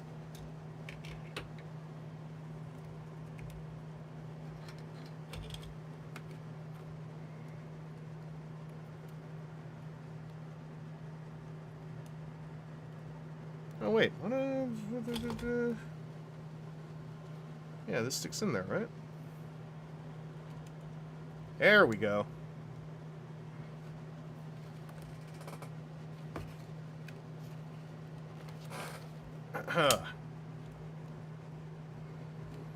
This guy's really like, oh boy, you're really making me hold these things, huh?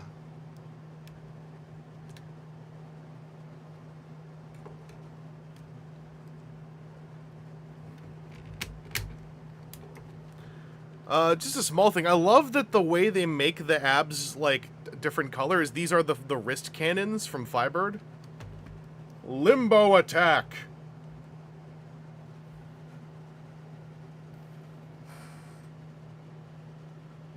Okay, this is apparently something I can do with all the leftover bits, too. Before we do that, I just want to quickly get something out of the way.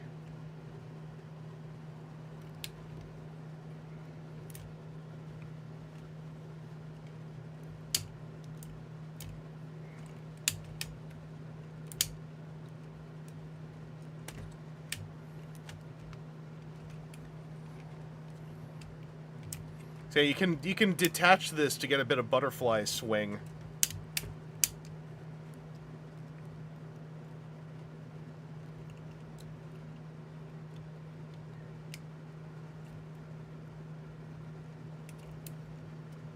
I think if you use like a different hand, this will look better, but this guy is equipped to Obari quite a lot. I can't get this all in front of the camera very easily, but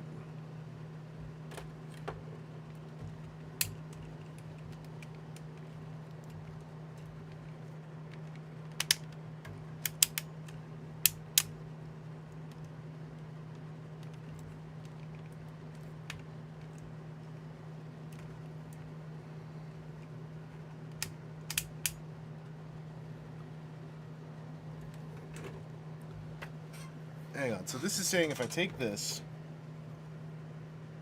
swing these down, fold them out,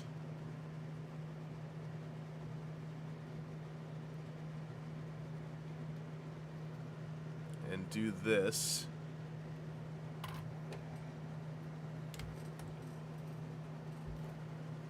We're gonna put the other bits.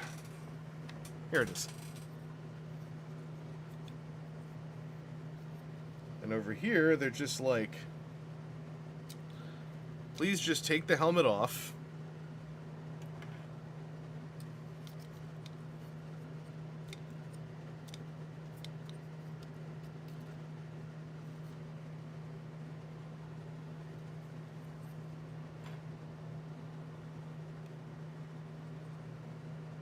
Take these two things, and you can just stick them together.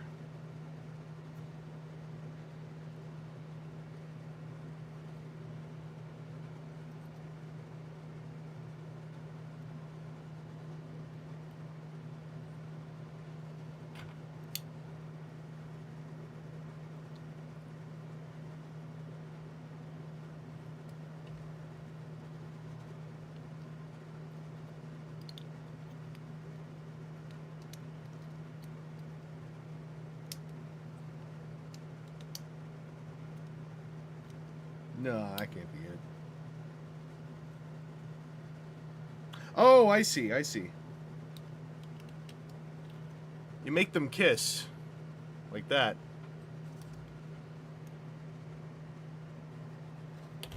You take this frame piece.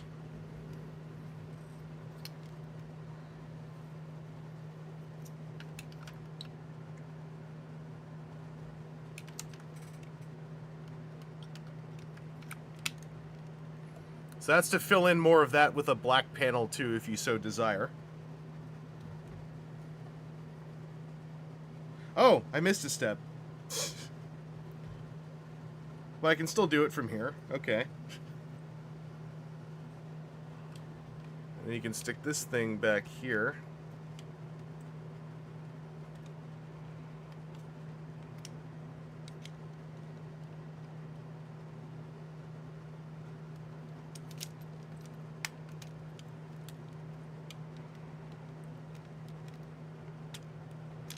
Not sure how this plugs in.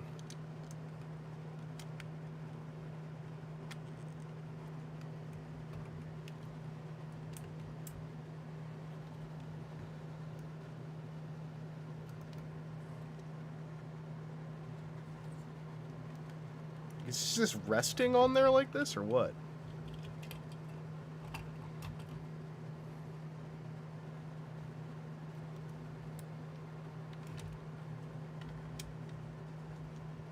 Hang on.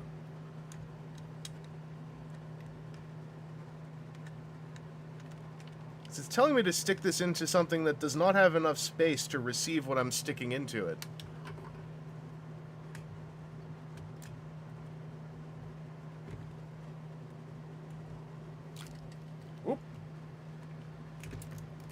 Gonna create maximum breathing room for a second so I can figure this out.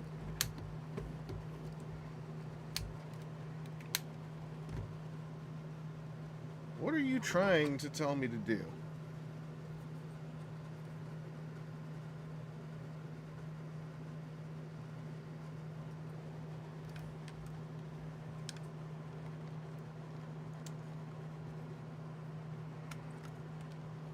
Or am I just resting it back here? It really looks like it's telling me to plug it in, but I guess not.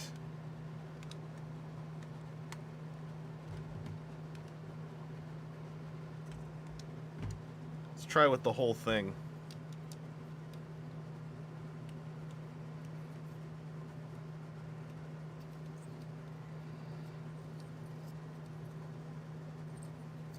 Regardless, I'm a big fan of them looking at all the extra bits and going like, no, we can still do something with this. Yeah, this is just sort of implying this hooks on the back and just chills out there. But I feel like I'm missing something.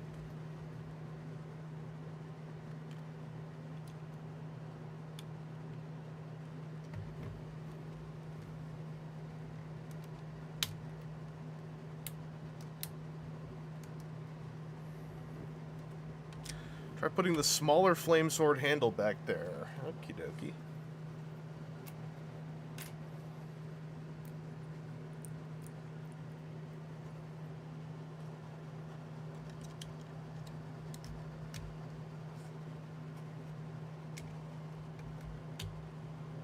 That didn't really change anything.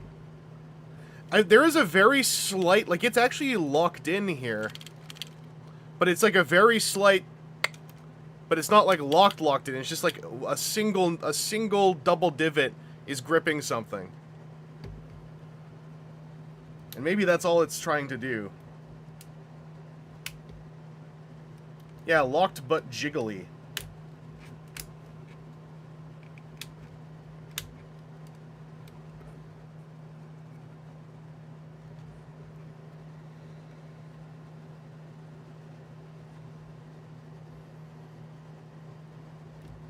Still, it's kind of neat that, like, for the sake of, like, I gotta put this thing down somewhere and I want everything in one place, and they haven't released the display stand yet.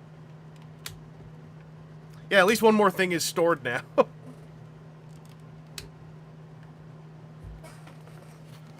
There's one more page in these instructions. Okay, this is just about how to store the Grandbird helmet, or the Great Bird helmet. That's interesting. And there's also a thing about how to pop the Grandbird head off. I wonder why. That's very odd. Can it dab now that we have Gatai? Let's take a look. I think it's feasible to.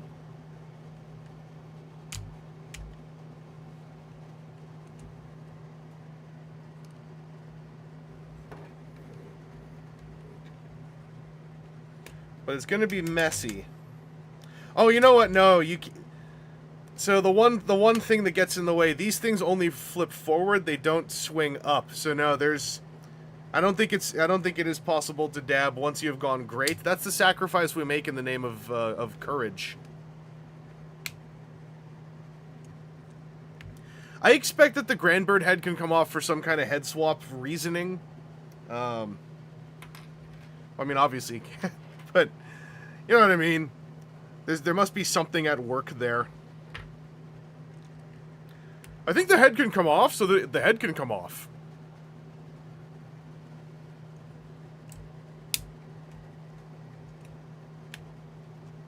Yeah, F-tier toy, terrible. Not recommended.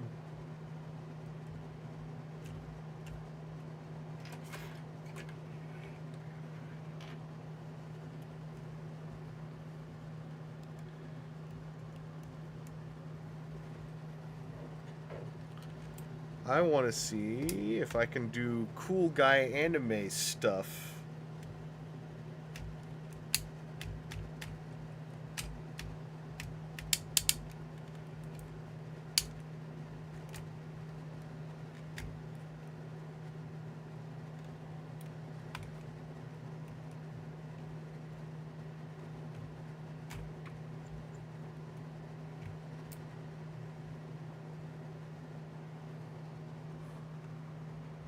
The body can detach from the head as well. Weird.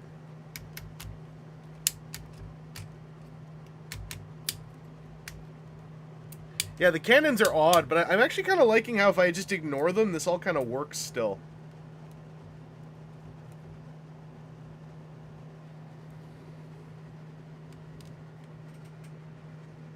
Yeah, get the big charge up. This is, I just realized this is in my shot, too. This is what I'm trying to do, by the way.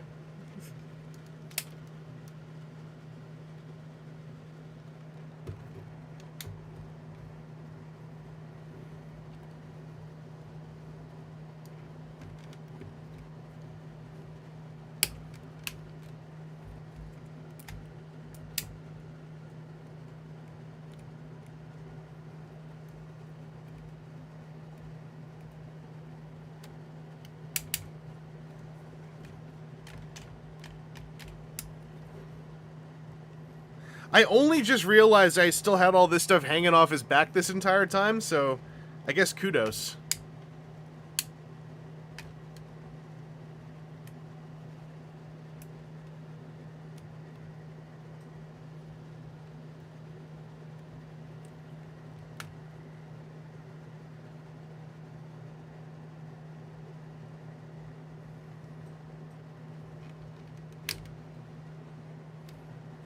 Also, yeah, you can't just, like... Oh. Wait, can you?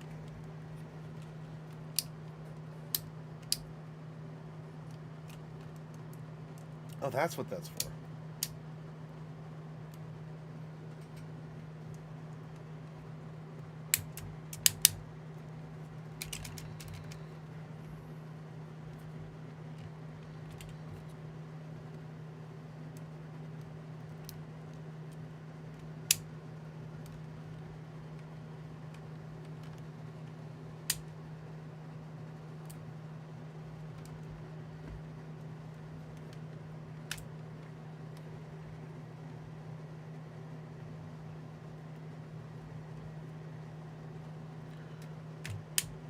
I got an idea. I'm trying to reason out if my idea is doable.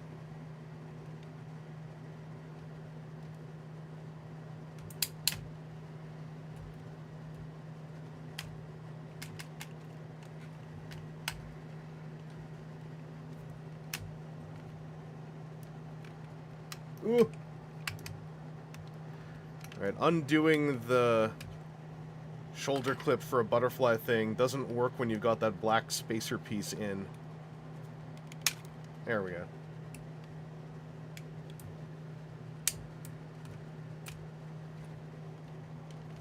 Anders Talks Hobbies. This guy is the guy who's saying, "Is this a pigeon?"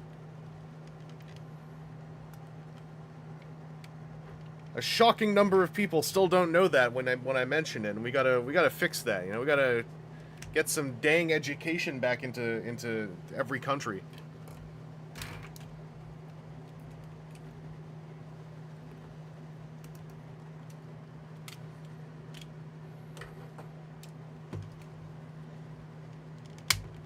All right, he's gotta push. Okay.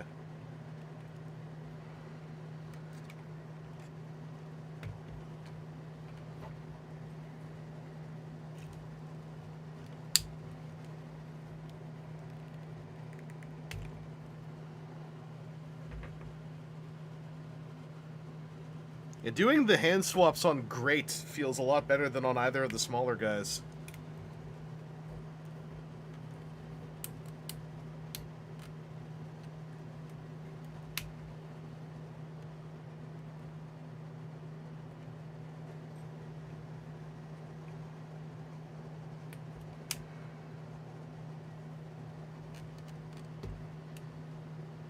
I can't remember if this guy does a Greatle kick, but let's give it a try.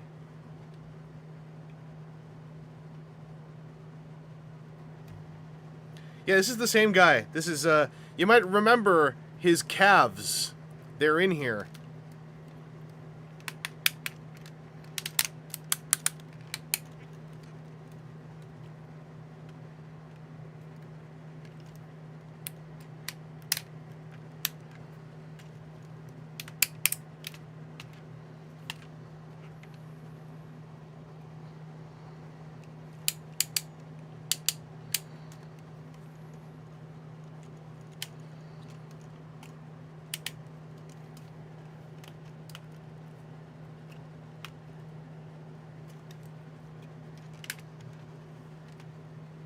Doable.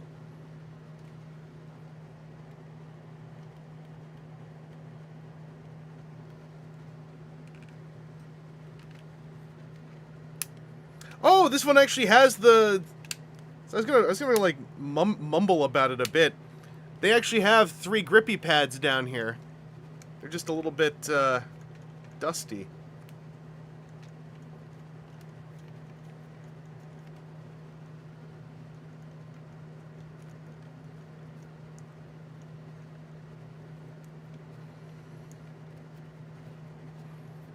Wiping his grippy pads like a mom with a handkerchief.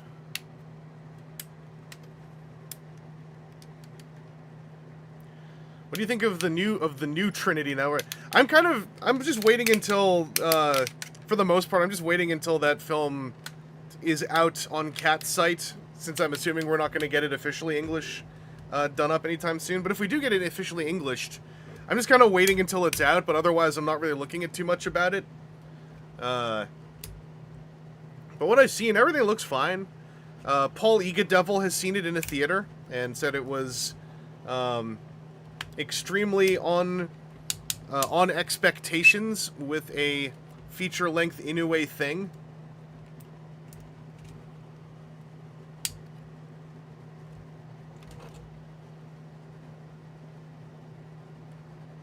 Oh, this is so cool. I'm gonna stick this bracer back in here, because I like the way that that looks.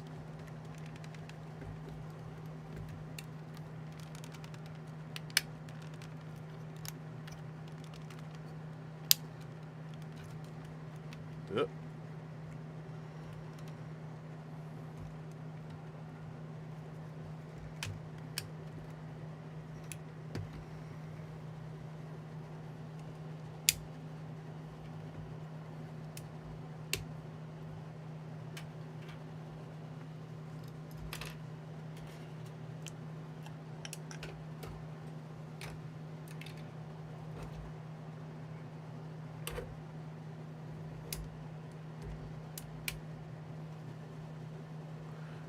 Okay, I was gonna grab a co-worker.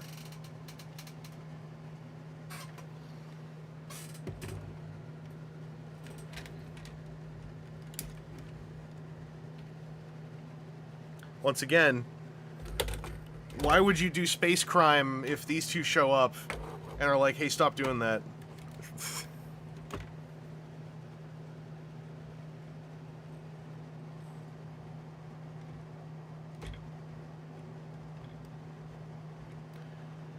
They celebrate He-Man Day. I did see the news that the original co-creator passed away after Mattel dug deep into their coffers, so very deep into their coffers, and really made a landmark donation to the GoFundMe with a whole $5,000.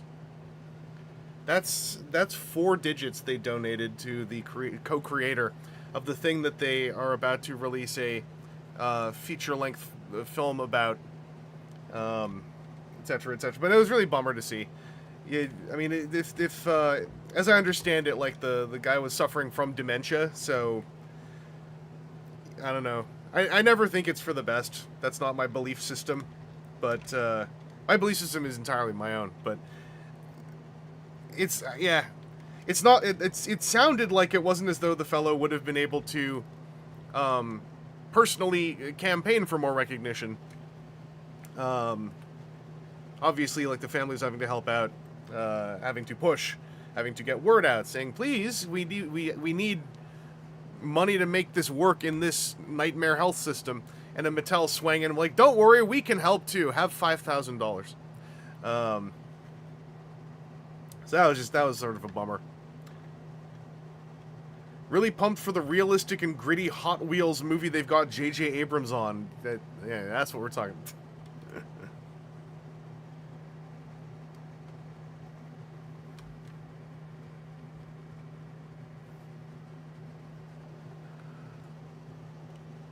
But yeah, for those who are curious, the Gatai Great Firebird and Toy Rise Great X-Kaiser, I think look pretty cool next to each other.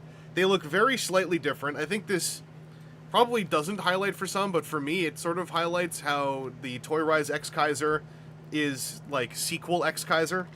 Let's get this sword out of the way for a sec.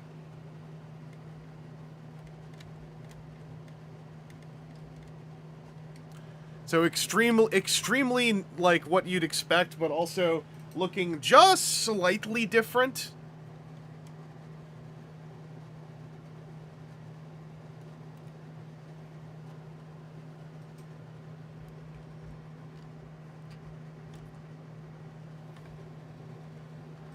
As I'd hoped, these would be very attractive for me to look at next to each other.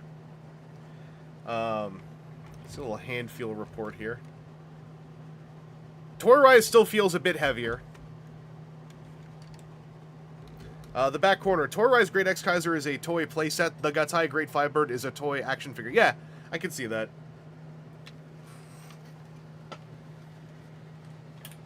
Fantastic time to think Brave is cool, either way.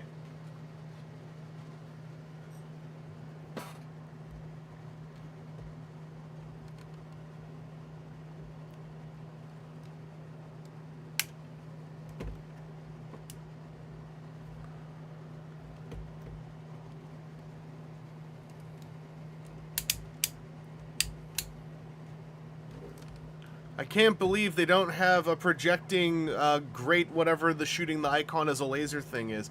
Now Gatai both of them together, yeah.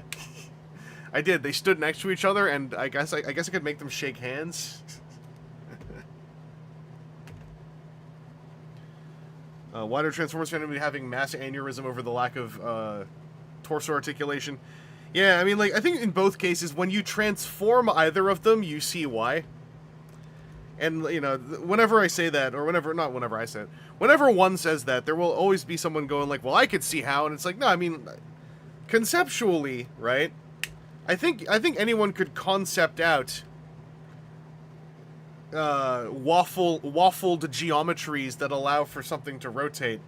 But then I also would point at, like, you know, some third-party unofficial Transformers IP infringing toys that seem like they are designed with that, you know, kind of wing it and make it work ideal. And I like that they exist because they kind of demonstrate, like, well, what happens if we just have everything, like, fold out on another extending piston rod that has a hinge in the middle, right?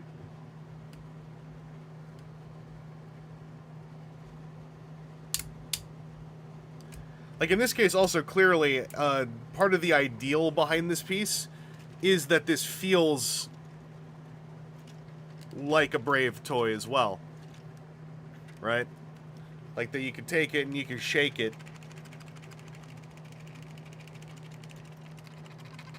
And, like, nothing happens. Thank you, X-Transbots, for your many sacrifices.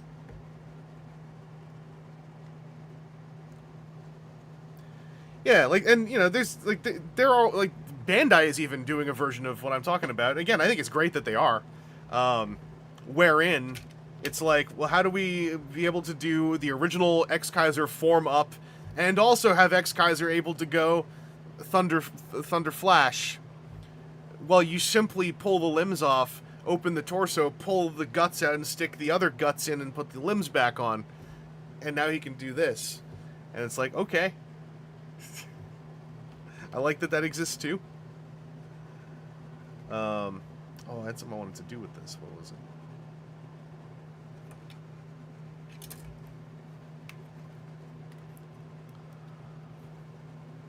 I don't remember.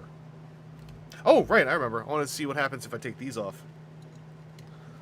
Let's get even more anime accurate. Respect the line art. Kawamori-sama. Witness me. It's so different.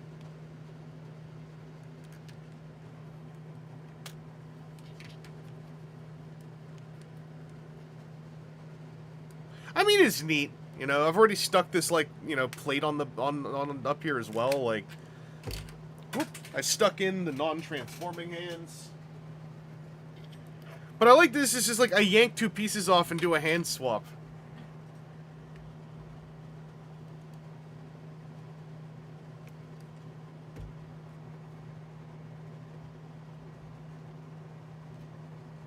I just remember they're doing a Toy Rise Black King X guys. Yeah, it's based on like one of the old smaller toys. Now witness sunrise accuracy. Sunbow nothing. The DX9 not the DX9 Shigur parts form plank.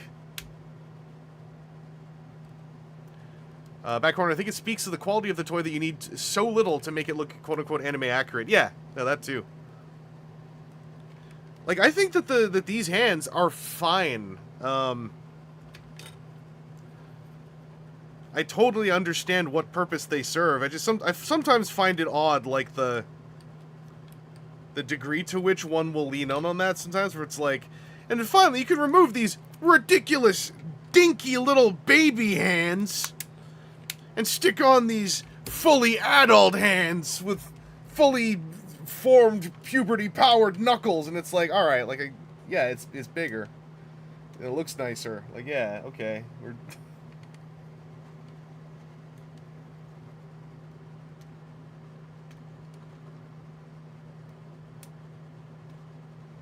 It's based on a super deformed candy toy, the Black X-Kaiser. Okay.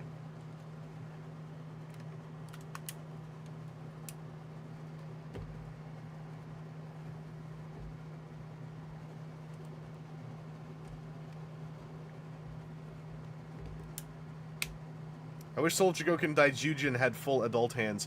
I wish Soul Jigoken Daijujin had done a lot of things differently.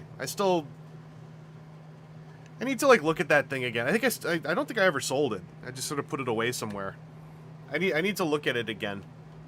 It's a very interesting piece. I think it's a lot of the Soul of Jigoken Daijujin makes, like, to me it makes sense, at least, knowing that the original designer was brought in as part of the project. You know, like, for better and for worse. But it's an interesting thing. And yeah, like, Gao Gaigar's, like, animation hands, they literally are thicker than the thing they store in, so that's, you know, more of a prescient thing to want to deliver.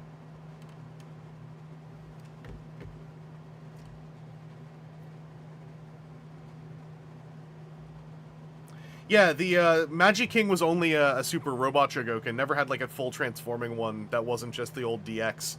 Well, there was a candy toy transforming one that I have somewhere out west. Like, it mostly just transforms between Dragon and Magi King modes.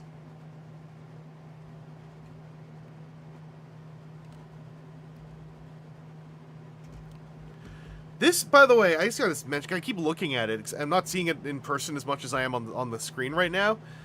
The slope, and the slope, and then the slope is so handsome.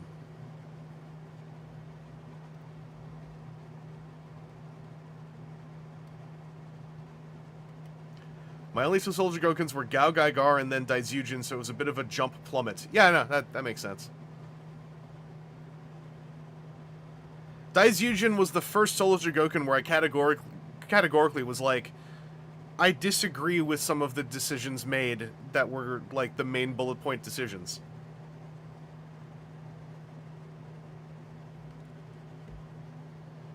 Vangelus respects when a mech has a snatch waist and sloping silhouette. I do. Also, I really want Astronaut X1 as well, like the Diaclone X1 Astronaut version, like, eventually. That's on my long-term list.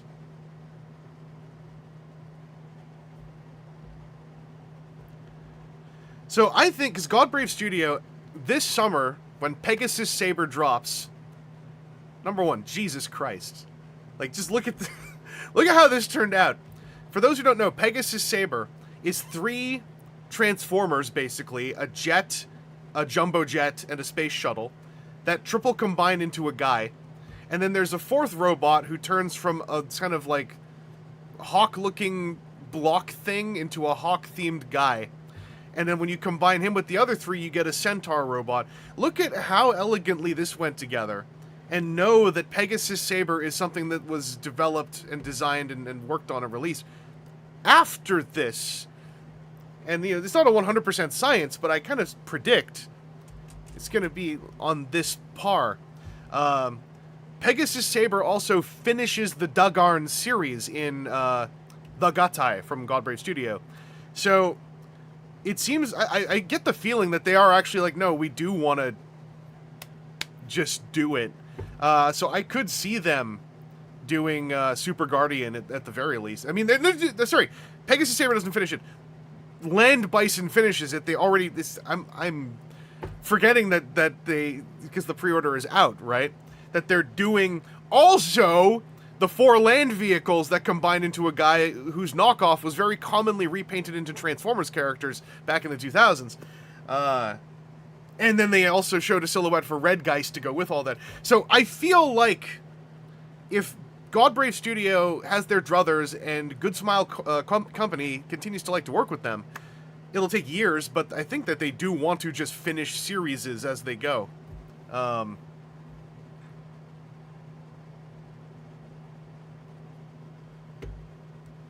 Take it easy, Adam Rockmore.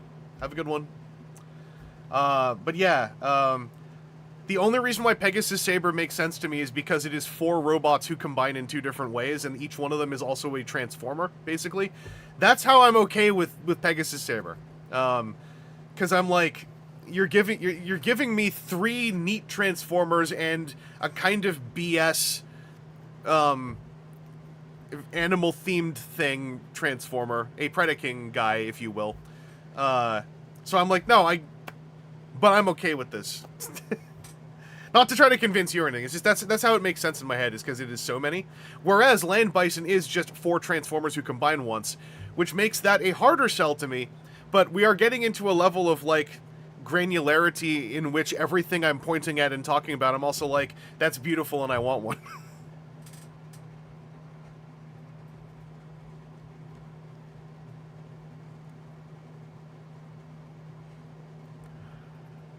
My monkey brain will still be like, that was one toy, and then want to buy another one within a week and a half. Yeah. No, I mean, this happened mostly because of the JP fans thing, giving me the opportunity to plunk some sponsor funds towards a used Grandbird that would then be shipped to me. So I was like, this is the path of least resistance to get at the Gatai Grandbird. And then also there was one Firebird just sitting on Amazon Canada for cheaper than anyone else seemed to ever sell it for. So I was like, oh, I guess I'll just order the one off Amazon.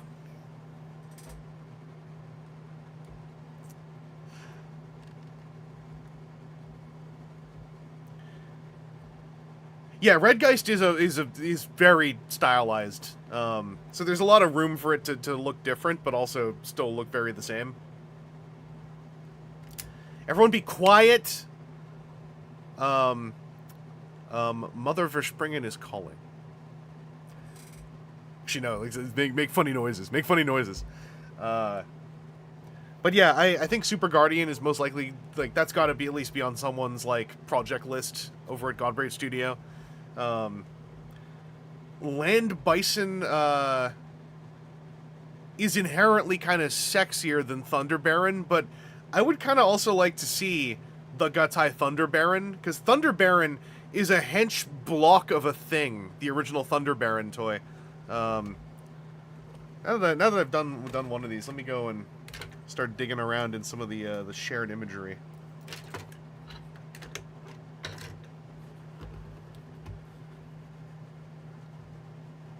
Also, let me test dragging these over to this window.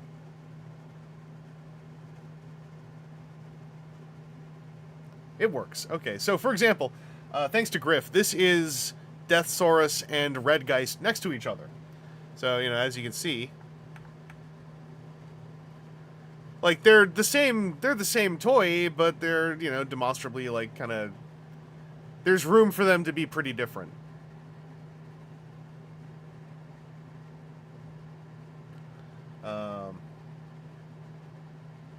I saw Verspringen saying that this was causing a re-enjoyment of the Gatai might gain. For those who, you know, want to be refreshed on that, here's Verspringen's photo saying even mid Gatai is phenomenal. Yeah, one has an Obari filter basically. So yeah, this is the Gatai might gain, who I would like to pick up now that I've messed with, like, the latest and greatest. I know the things that are not as good about Might Gain and Dugarn. I would like to keep them in my radar. I'm not going like, this year, I collect all of them, because that's impossible for me. But it's on my radar, more so than it used to be. Redgeist toy also left out Tiger Breast in the show. They repurposed Eagle Breast as a jet thing, so that's probably going to be reflected in the Gatai Redgeist. Yeah, it's gonna probably be way more animation oriented. Also, here is Pigeon Guy from Shokugan Modeling Project. So this is Pigeon Guy when his skin comes off. It is, I think Griffith said this, but as far as I know, this is the only articulated figure of Pigeon Guy as an android. So this is when he's preparing to become the nipple.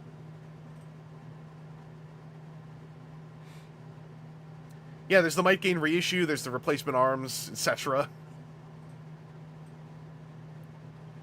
And then I saw it was pointed out they did one for Fire End as well from Dagwon. If like this is the one where I want Toy Rise and Godbrave to both do Dagwon, because I think there's so much room to play with Superfire Dagwon specifically.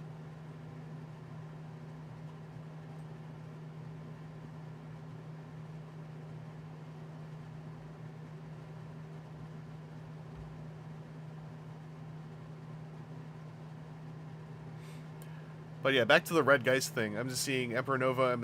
Imagine Redgeist would be similar in size to HasLab Deathsaurus. Yeah, totally. Like, Deathsaurus and Victory... The HasLab Deathsaurus and Victory Saber, I think fit in, like, really decently with at least the Toy Rise side of things. You know, same company, right? But the scale of them also, I think, like, plays well. That's not me saying, so, Brave Collector, go and back collect HasLabs. But it's like, if you happen to have one of them, I think that they go together decently. Dagwon Wars, I really would have to choose a side. I mean, in the end of the day, it's going to be like, do you want Do you want weird, like weird but kind of highly endearing crossplay in Toy Rise where it's smaller, or do you just want big Godbrave Studio? Big Godbrave Studio really has a lot of draws when I say that part out loud.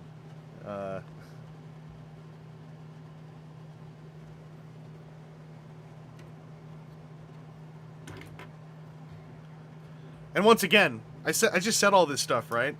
And like, what riches we have available to us, we those who believe in the Oath of Courage.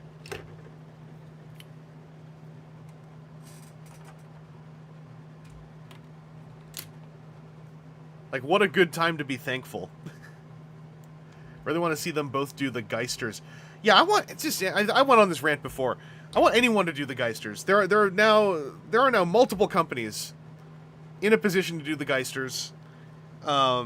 Even in a very straightforward and even slightly lazy way to do the Geisters. Just like kindly do the Geisters. Like the fact that, like, I'm gonna go on about one more time. The fact that we got New Age out there with multiple colorways of a really interesting new take on Volcanicus, right? And New Age also known for doing obscure, deep-cut redecos with remolded parts, right? Like, where the hell are the New Age Geisters? It's infuriating. Godbrave are crazy enough to try Mad Geist. I agree. I didn't try this yet.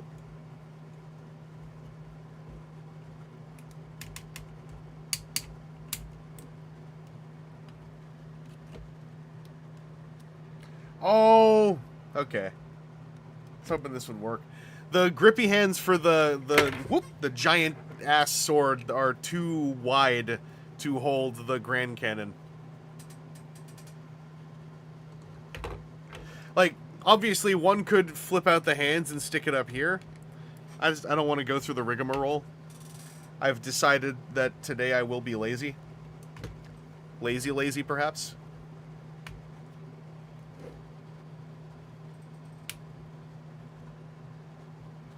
Don Biz, it's wild to me that Takara got no rights to anything Brave and now have to license their own designs from another toy company that had nothing to do with making them. Yeah, Brave... That's another reason why I think those who are just fans of the Oath of Courage are just drowned in riches right now, because for the longest time it was like, who gets to even make Brave toys?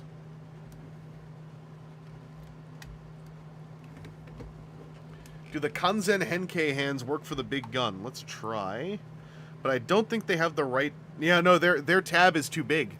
The tab on this is for the Grandbird hands, and this tab is like twice as long.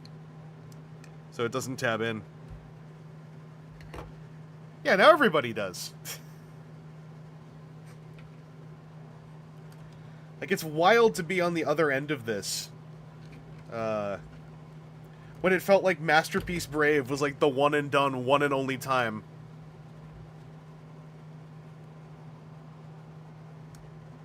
Simply not grand enough. Needs more grand.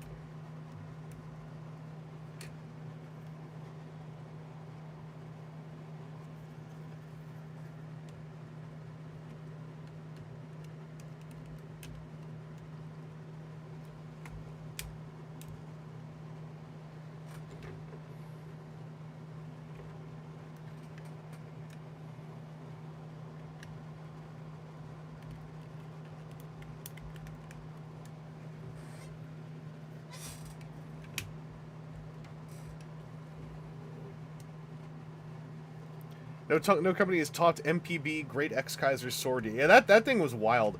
I like the Toy Rise one, like, for being the sequel sword that just adds the archery thing as a hilt. Masterpiece Brave X Kaiser is a really neat piece, but it is absolutely not a playable toy. It is much more of a finicky, high-end robot toy. Like, it's really important, given how we are currently in the riches era of Godbrave Studio, the Cardbot design studio, doing Brave toys on one high end, and then Takara doing very specifically playable high end Brave toys on the other end. Masterpiece Brave X Kaiser is that's from the pre MP Sideswipe era of Masterpiece, when everything was like weird, janky, and one off. Rickety is the word I'd use. Yeah, definitely rickety. Also, I don't know if it's showing up on the stream, but my used Grandbird, I should say, you can see there's a blemish on the gold stripe. So, you know, I got to send the whole thing back. It's untenable. Did I just fix it? I just fixed it. It wasn't a blemish, it was a bit of tape goo or something. Never mind, it's perfect again. I enjoy toys with probably overly ambitious engineering, so I'm 100% down for that, to be honest. No, totally. Like, just to give you, like, it sort of is a neat, like, I think Masterpiece Brave X Kaiser and Soul of Chogokin X Kaiser are going to be incredible sibling toys. Because they both have tiny X Kaiser who is trying to actually work inside the form-up gimmick. And if you do want to mess with overambitious stuff, like that's a great way to describe Masterpiece Brave X Kaiser, and that appears to be a great way to describe the Soul of Chogokin X Kaiser. Actually, for using the toy weapons, I want to go full Kanzen Henkei on this now. How many mouths would a woodchuck possess if a woodchuck could chuck the Eldritch Horrors? 8. Grandbird's wings will scratch on the chest if you're not careful. Thank you, Long. I did not know that. Oh, I can see how, yeah, like this stuff scratching on this stuff. Or do you mean the Grandbird, wherever they are? Back here, the little chest wings.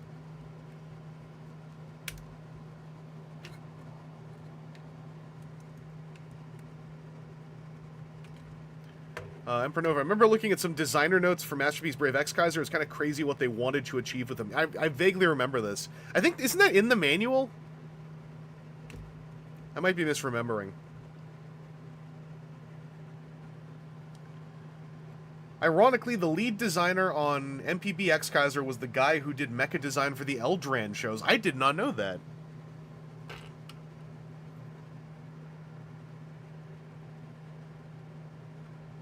Oh my god, I'm on fire! His knees seem a bit wobbly.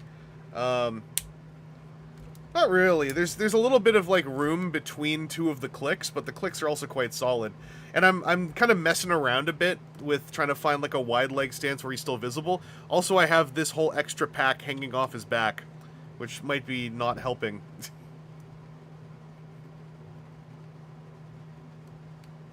Take it easy, Corito. Corito has left us an image in the alternate chat.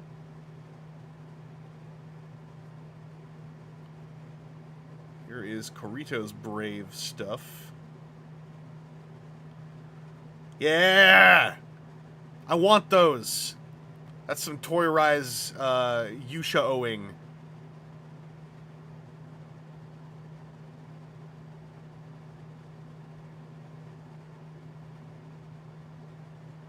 Oh yeah, we got the Mad Geister picks too.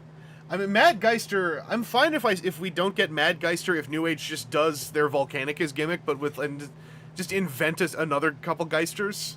But yeah, the Geisters were 4 of the Dinobots, and so Mad Geister is like, hey, here's 2 of them.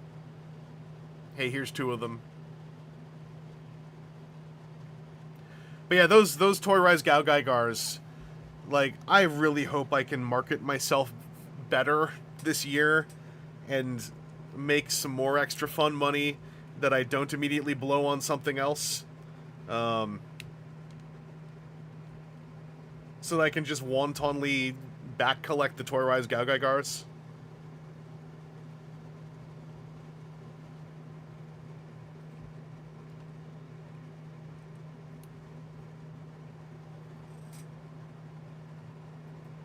The people need to see DX Fire Dagwon. Yeah, I mean, for sure. I mean, no, this is DX Super Fire Dagwon. So yeah, this is what we're hoping the Dagwon Wars will lead to, is 2 different takes on this This is Fire Dagwon and Power Dagwon combined into Super Fire Dagwon, while holding Leon, the alien sword robot, with Gun Kid, the cowboy cannon robot, slung on his side, on his hip. I want to see all the ways that they try to make this actually work. With articulation. And yeah, without the two support robots, here is just Super Fire Dagwon. There is the Sentinel versions of Fire and Power. Yeah, the Metamorphorce versions.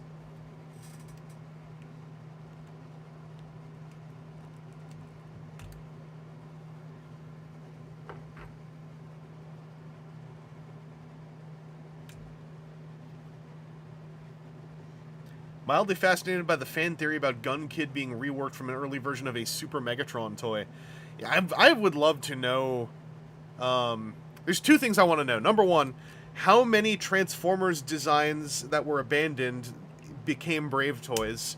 But even more importantly, what was the Brave series that Car Robot obviously was going to be? Like, you just look at Car Robot, you look at the different Autobot combiner teams... Those are Brave toys, basically, with ball socket joints everywhere. I want to know what they were cooking on the back end as the original show that was going to be. Like, I don't know for 100%. I think I might be talking out of my butt. It's just they look so much like Build King and JRX are Brave toys way before they're Transformers.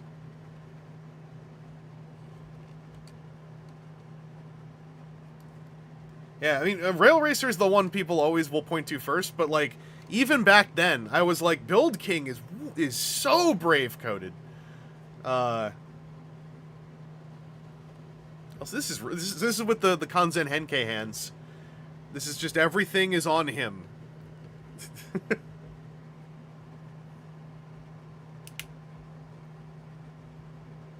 Oh no, what I mean is, like, I think that they were maybe going to try doing a Brave series, to do something like the base concept of Car Robot's original toys is to me at least really obviously, we take everything that we have developed with Beast Wars 2 and Beast Wars Neo and apply it to vehicles, right?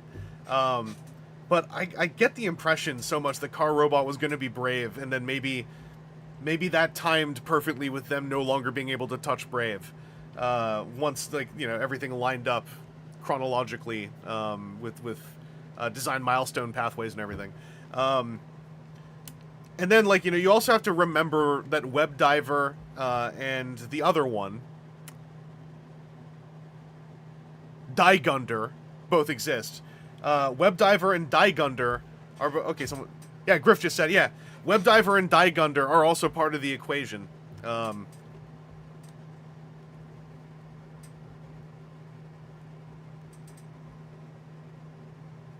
Back corner, Car Robots is notably when all the Brave toy designers finally got back onto the Transformers team with the Beast Wars guys. It's the final fusion of the two teams. That is a cool-ass angle I never thought about. Yeah. Hisashi Yuki was largely responsible for the Dagwon line, for example.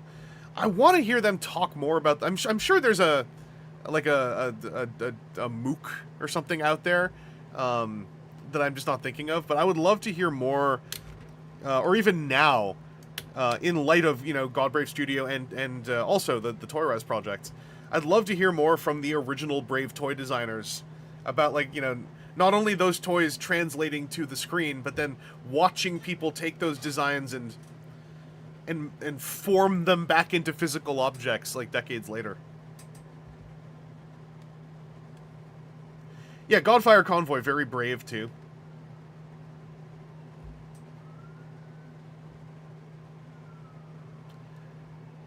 Don Biz, I'm probably the only person who actually watched Diegunder on you. I forgot they did.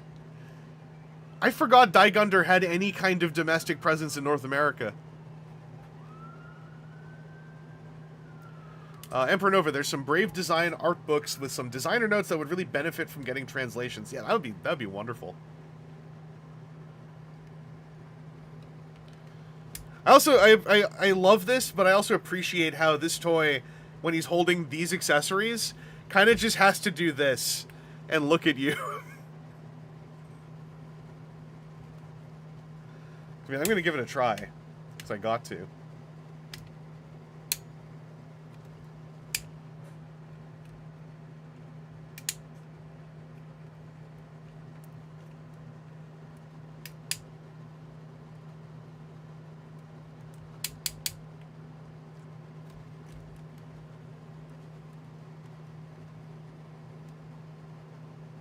Oh, back corner says I misquoted. I meant Takahashi Kunihiro was the Dagwon guy. Okay, okay.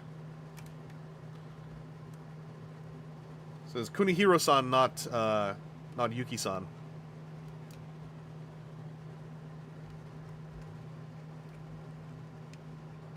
It was on... So Daigunder was on Jetix on Toon Disney, which was only on the really high-tier cable packages. That's wild. I vaguely recall this from back in the day. Like on old TFW forum days. I'm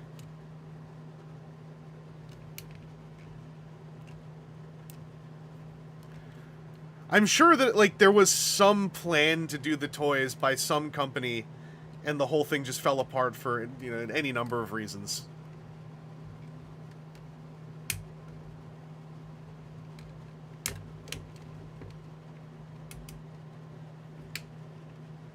Also, by the oath of bravery, we're in a sword pose. You can't, you can barely see this.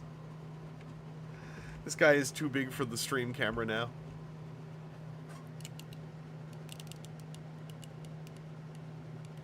But we're doing it. We're doing it.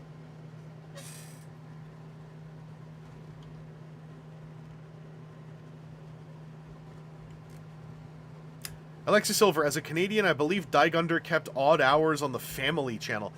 Oh, I probably would have never seen that then.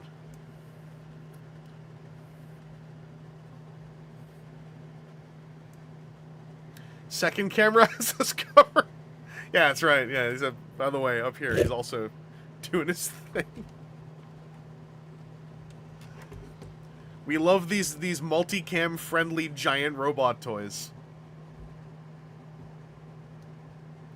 Yeah, for those who don't know, so I'm sure some number of people, non-zero number of people, know what Web Diver is. That is where Gladion was a video game console that you could plug into your TV to play a rudimentary game, and Gladion would use infrared to read the identity of other smaller toys that would clip onto them. But the clipping on part is mostly you'd read the identities, and you could use those toys in the game that was in Gladion. Daigunder was the step up, where Daigunder was the console, but then there were cartridges that were toys you'd stick into them to play different games. And I think he also did the IR thing to then go with accessory robots, but the cartridge thing was the part that escalated on Daigunder.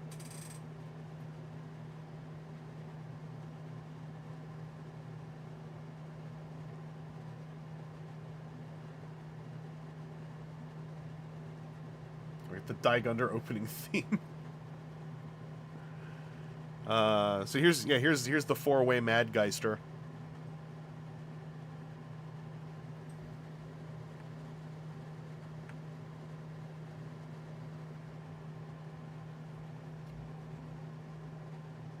Yeah, I mean, for a while when Daigunder was new, and we, you know, like Big Bad Toy Store. This is, you know, back in the Transformers 2000. Is the name of the Car Robots line days. Daigunder was pre-ordered as Web Diver 2, and for a very long time, there were sites that never updated that. Daigunder was simply listed as Web Diver 2, which led to a lot of just bald-faced misinformation that Daigunder was Web Diver 2. It was not. It was Daigunder. Love that all their heads are just sticking out, yeah.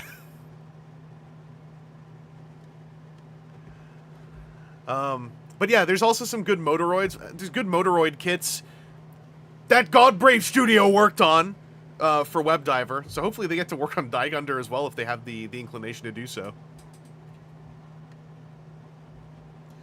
So wait, why did Brave die/end? Did they just decide to stop, or was there a reason they had to pivot?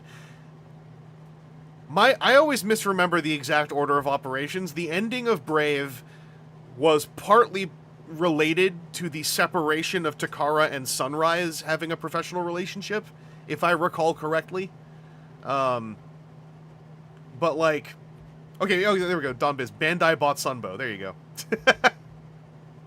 So there was like a Brave series that had some animation done called Bangan, for which there is some, there's design images, and it all plays out in the Brave Saga games, where Bangan was a, little guy who plugs into a big trailer that turns into a robot, and then there are animal sidekick robots that transform into chest armor pieces, a whole lot like Web Diver.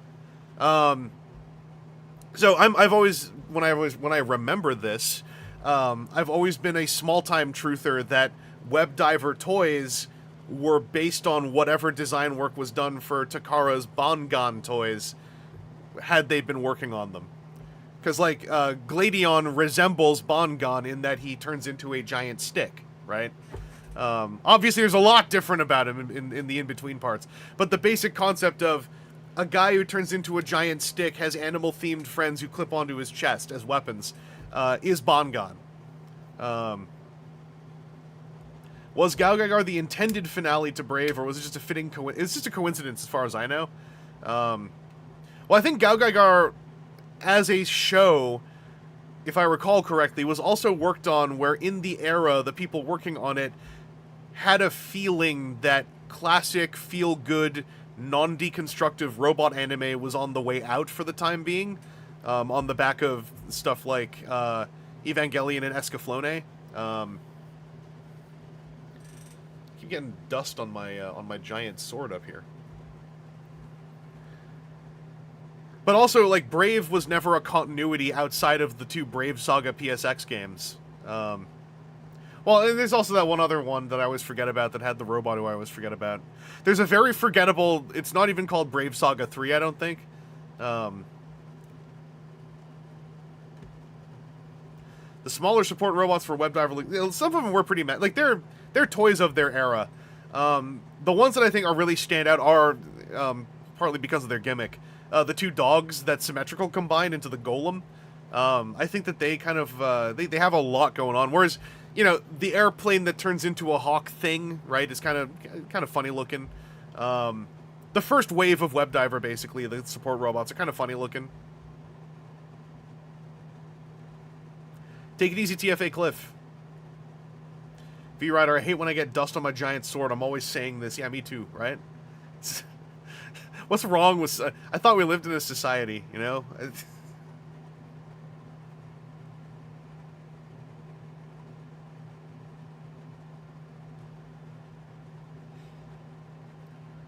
Gaogagar's hard pivot towards a noticeably higher age demo, especially with Gaigar himself being much more action figure than playset, feels like a response to what was going on with Mecha. Yeah, Gaogagar was also like the toy line that was from around 1997, which is when we were starting to really have the pivot towards articulation existing on the robot modes in Takara designed robot pieces with Beast Wars, with Tail NG2, and etc. So like, Gaogagar also just fits into a wider industry timeline and company timeline at Takara. That kind of explains why Gaogagar is sort of a standout in multiple different respects. Alexis Silver, I always posit those who say Eve is a deconstruction must also say Gaogagar is a reconstruction. No, I think that was in the Gaogagar, like, story bible almost. Like, it's sort of an overblown way of putting it, but it was kind of like, we may be making the last great feel-good super robot anime kind of thing. In a world where we have a lot of shows that are seeing the Evangelion thing, its deconstructive notes, and trying to really lean into those. Which, in hindsight, as someone who watched Evangelion when it showed up on Netflix much later, when I know the ending of the story of whether Anno is okay, right? I think, like, the of its time, the way a lot of other shows were kind of leaning in to that deconstructive tone was a little bit of a kind of flavor of the decades sort of thing, to put it a little bit dismissively, not dismissively, but like, there's a lot of stuff that I think like was being a little reactive in a way that comes off, or that ages very poorly,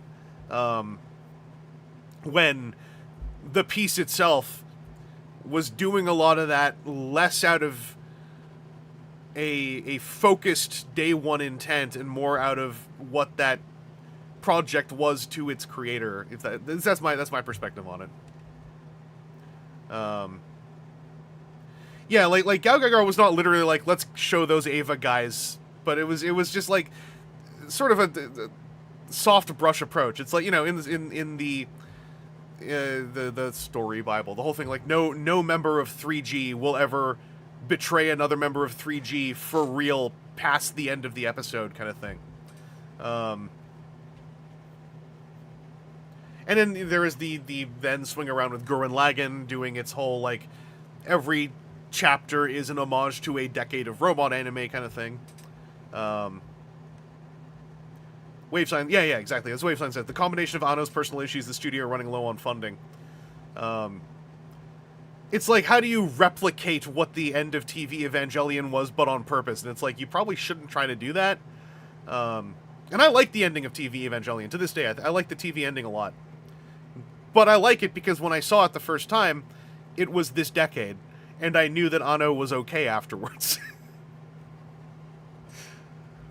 I forgot about Lazelber. Yeah. Is Lazelber the one from that game that I was like, I don't remember that, like, the game that isn't Brave Saga 3 but kind of is? Is that Lazelber?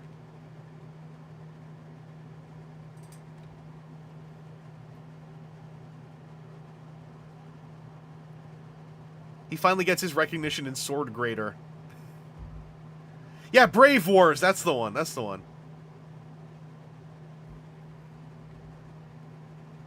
Dombiz, the lack of TF designers really holds back Takara's later attempts to tap into the spirit of bravery with things like Earth, Grainer, Drivehead, and Shinkalion. Yeah, I don't, like, they all have, like, their pluses here and there. Like Drivehead is really cool. It's just kind of like its own little... a lot of those lines are the ones that I'm like, those are, like, very Tomika lines. To me, at least. And they kind of have a vibe that I don't really want to go and collect them, but they have a vibe that I think is kind of neat. Like, what is it? Isn't Joe Braver or whatever something that falls under that umbrella too? The portmanteauing those lines too is also something specifically that kind of like I collect together into a clump in my head. Something, you know, like Lazelber and Joe Braver, Drivehead.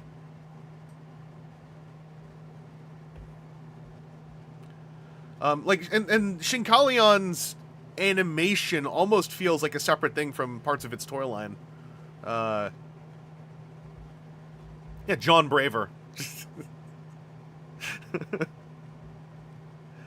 But then within all that, there's also Elderon. It's gonna be super interesting seeing, like, Elderon in Toy Rise. Yeah, just all this stuff, right? All these disparate little pathways that, like, they don't all come from one focal point, but, like, you know, back in the 2000s when I was kind of looking at everything with less patience, the way that it kind of feels like a lot of it all splinters out from Bandai bought Sunbow, or Sunbow. Bandai bought Sunrise, not Sunbow. I need to take a sip from the thing I never sipped from. Like, when I was a teenager, early 20s person, I always, like, just had this assumption, like, this whole wild spray of interesting, odd, weird toy lines and shows all felt like it all erupted out of the end of Brave. Yeah, I mean, Transformers Go is very Brave-coded. It is unfortunate that those toys do not have the spit and polish that their base designs, like, ask for. I still really like them. It's just like they are, like, you can't recommend them to people without telling someone, like, just so you know, when you think something really cool is going to happen, instead you kind of are just making sure you're holding the toy together so it doesn't fall apart. But there's still really cool ideas going on. Like, TF Go, the toy line, always felt to me like a really cool, like, beta test toy line for something else.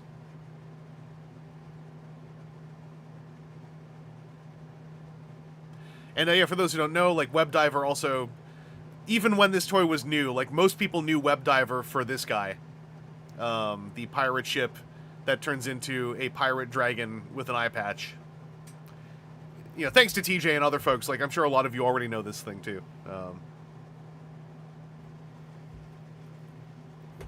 Bandai buys Sunbow, and now MPG Transformers can't make animation accurate toys.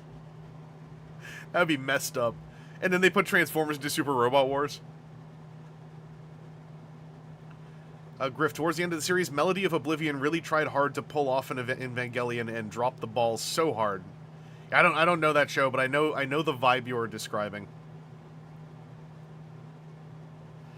Yeah, like Go, the other cool part about Go is how much they're also doing Getter Robo, right? Like they're doing Getter, they're doing Brave, they're doing Transformers, and it's all super neat, and then it doesn't finish to the point of working, but it's so neat though, that like, I still like it.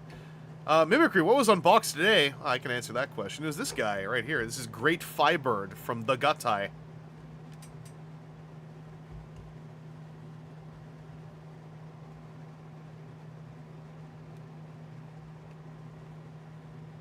This is with the toy version of the weapons attached.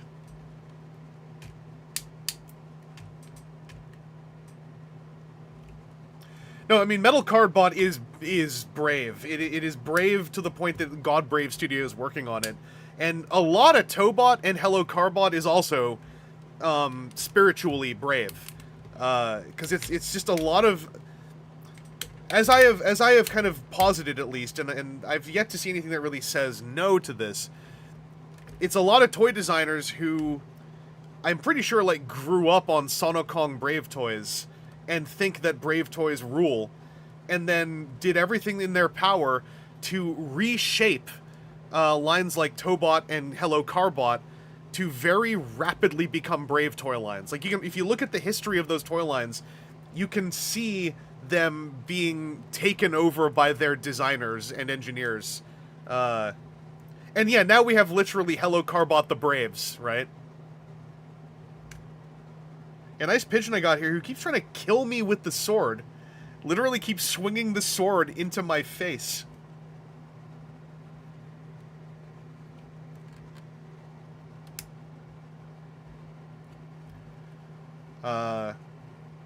Steelhook is Cardbot Steelhook is totally someone who had Captain Shark. Wanted that feeling again. No, absolutely.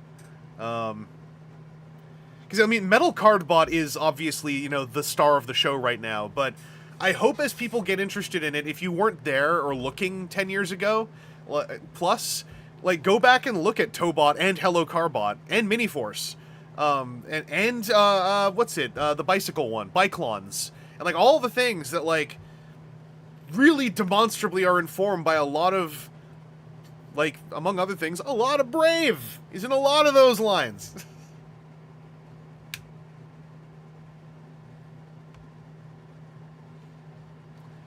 I saw we got folks sharing the Cardbot villain.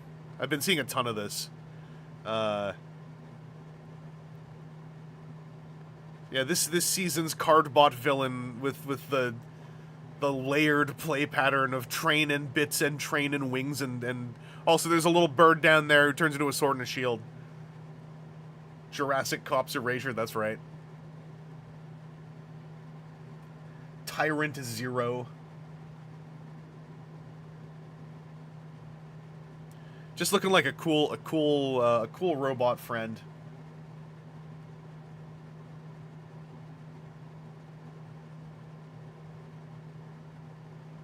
Yeah, what a good name.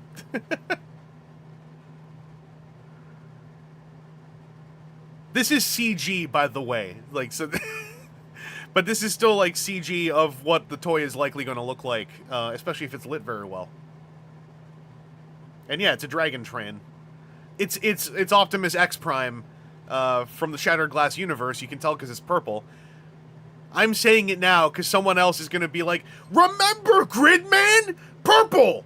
And there's an Optimus! Someone's going to, like, run to a forum post to say this, if they haven't already. So I'm just saying it now.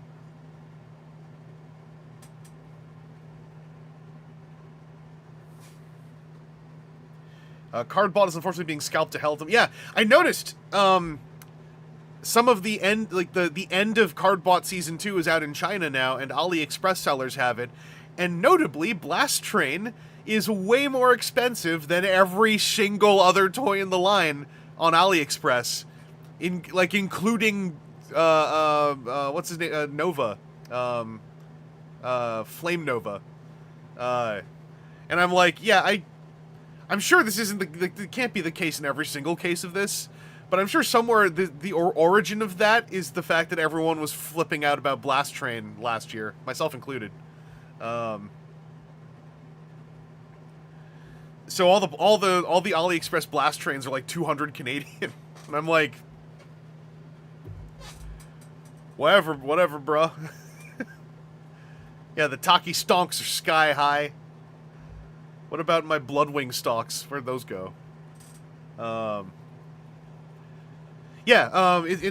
those who don't know, because I think this came up last stream too, word is from the Agabus side is Samji really wants to kind of, not rush, but they want to expedite the release of Metal Cardbot through Agabus to the United States to get caught up by hopefully the end of Season 3 or the start of Season 4. And, that doesn't really help Canadians, but Big Bad Toy Store has flat rate Canada shipping now, and I believe that active chat user Alexis Silver has given that a try. So I still need to do that sometime, but instead of doing that, I was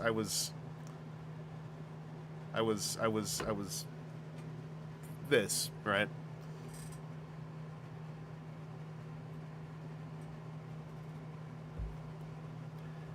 Glixblurt, hello, welcome. You didn't miss the show. There's always more to be seen. I mean, yes, in part of expediting getting caught up, that means Cardbot Season 2's domestic release, it sounds like, is going to be a priority. Or I should say, getting it out soon is going to be a priority.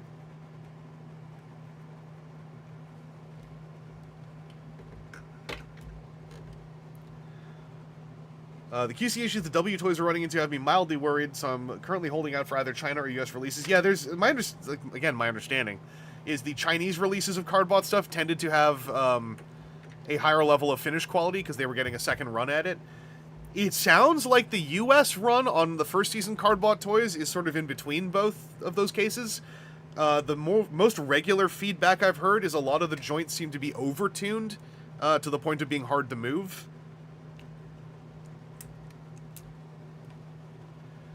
Back corner, you substituted one Godbrave Studio release with another. Exactly. When I kept telling people, I was like, I'm finally doing my Godbrave Studio Cherry Pop. And they're like, oh, which Cardbot? I'm like, well, funny story. I saw they did something that was even more expensive.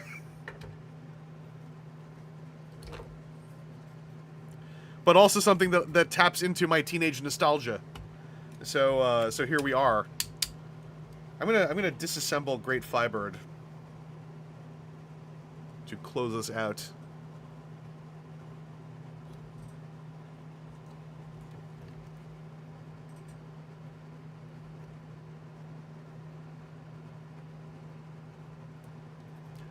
Back corner, the Season 1 toys had color inaccuracies to the shows. The China release is fixed. Yeah.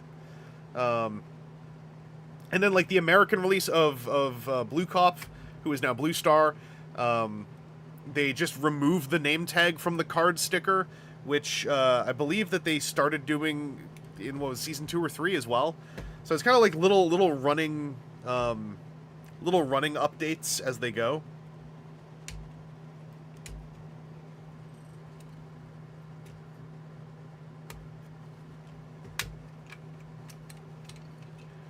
Aeronaut, they need to eject the Korean lore, make their own continuity for North America. I mean, they're just dubbing the show, right? So I'm not particular either way, but I don't know. I only know bits and pieces of the Cardbot lore. It sounds like it's fine. It just sounds like it's a Brave show.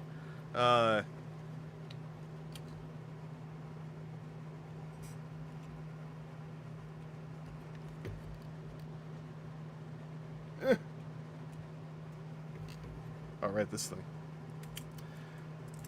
Z-Man, I know you're not into Plamo stuff. I think you'd get a kick out of the 160 scale mechs from Chic Mainland's 3-minute... Oh, no! The 3-minute project line. I've seen that one. That's on my radar. I just, like, don't have anywhere to comfortably do any plotting right now. But it is totally on my radar.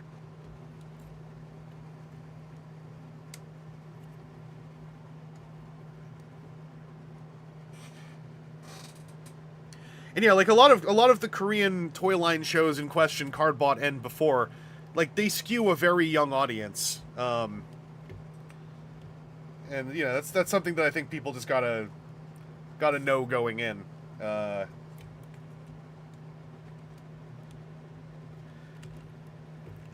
main thing I was happy to see is that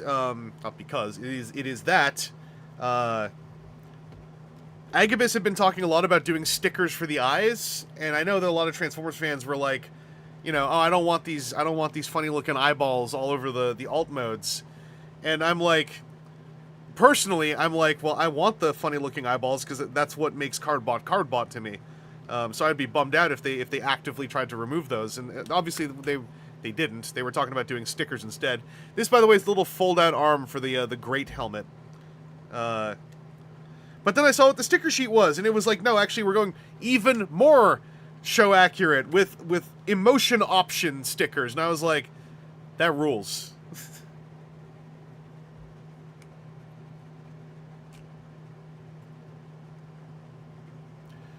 Arrow, you won't get the finale of Carbot Braves, where the climactic battle is to help the rabbits who live on the moon making rice cakes for Chuseok, though.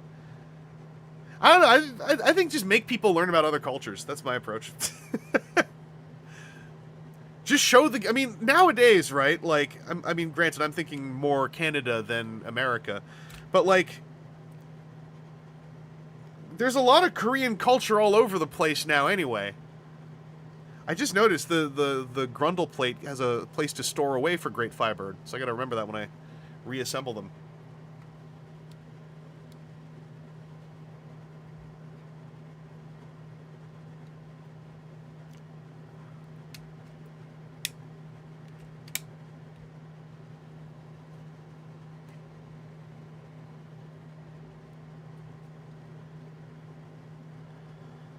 But I am hoping there is more interest in older Korean toy lines, because there's, again, there's some really cool stuff buried in there.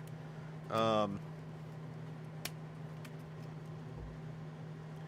know, I was super pleased, even with simple things, like when we had good old Dumb Jake in here, and it was like, yo, did you know this is by the Cardbot people? Instant interest, right? I think it'd be really neat, like, once... It just goes into some of my other talks, just in general, about how to keep your hobby time, you know, healthy and active. But, like, you know, whenever one runs out of metal Cardbots, right? Whenever one's riches run dry, I think it'll be really cool when people start to back-explore some of the other odd and characterful Korean transforming robot toy lines from the last 13 years or so.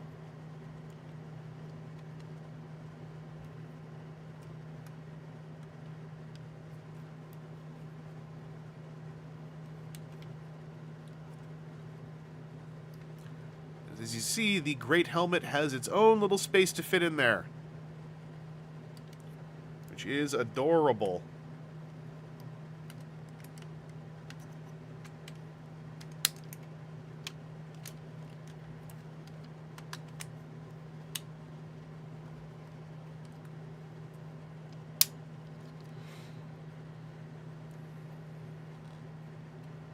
Wasn't Tobot V specifically the Godbrave one, or am I misremembering?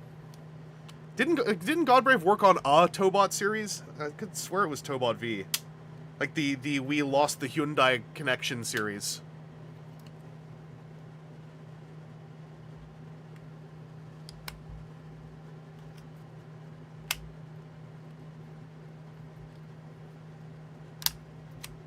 Okay, it is Tobot V.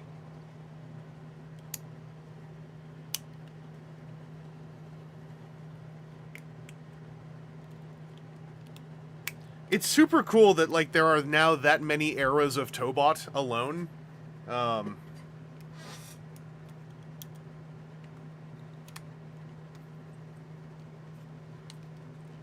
Because, like, Tobot, as I recall at least, Tobot was the major mold breaker. That was the one that ousted Lego and Power Rangers.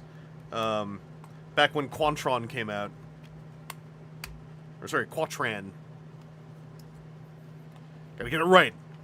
Quantron is what the eBay sellers call it. Ugh. Ugh. Ew.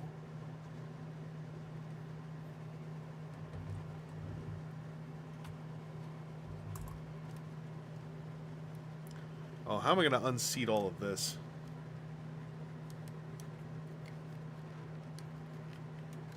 Like, what even is the order of operations to disconnect this?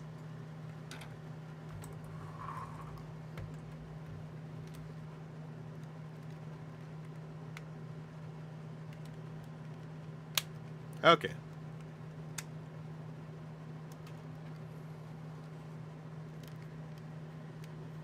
I thought the controversy was just that that's the one where Hyundai was like, nah.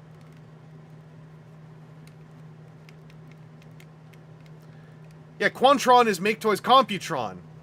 Another toy I actually really love still. It's a weird toy, but I love it.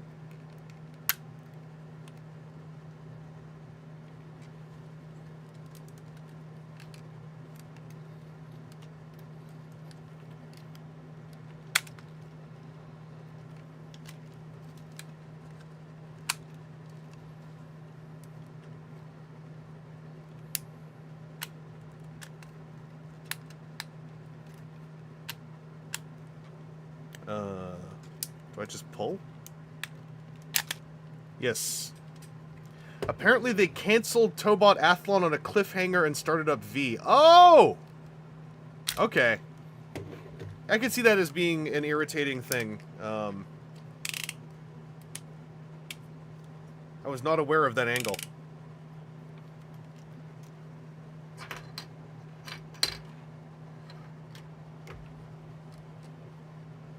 Also, I saw the message, and you're correct. I do need to pop those biceps. Pop those natties, as they say.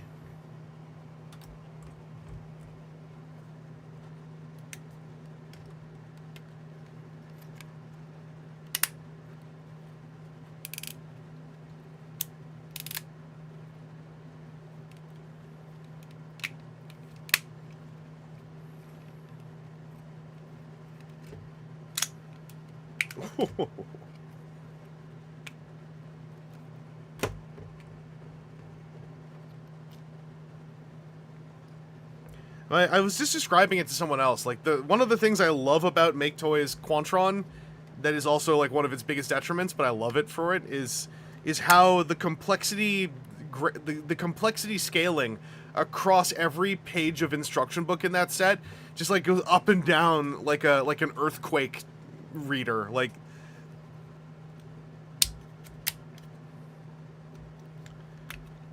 they're all so different from each other.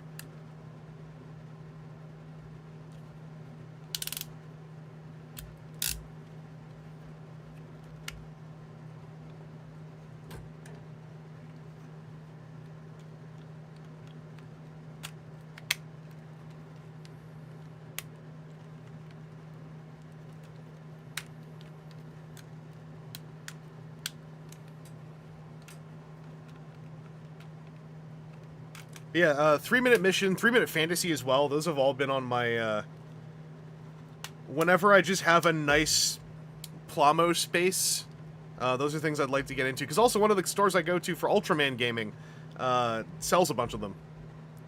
I could make some banana bucks at Banana Games.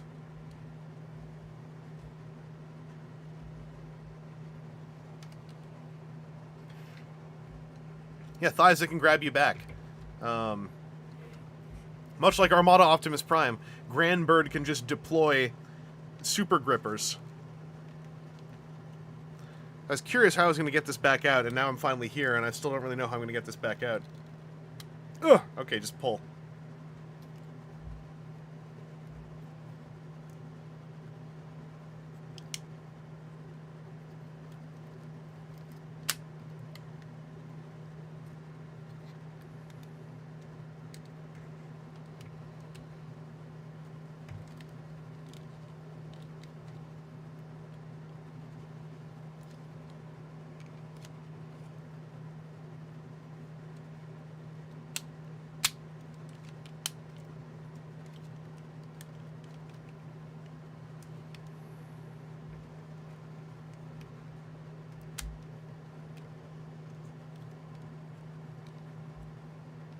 Oh, am I mixing up the Bandai one with... I might be mixing that up. 3-minute project and 30-minute mission. That is a great way to confuse me.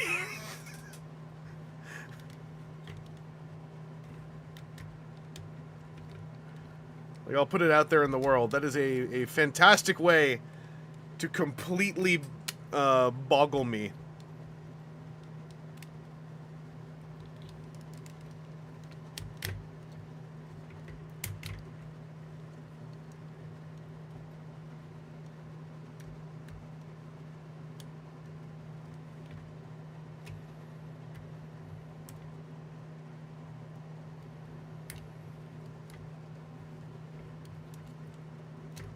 New guy looks really good there, non-combined. Yeah, Grandbird, I am really pleasantly surprised how good a standalone toy Grandbird feels.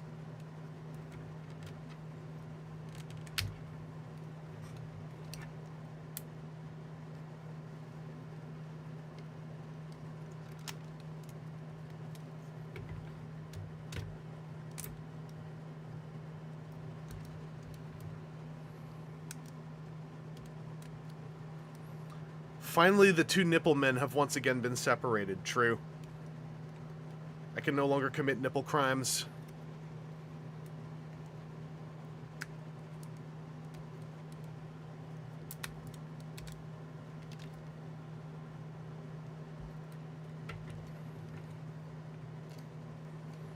I'm a nipple criminal.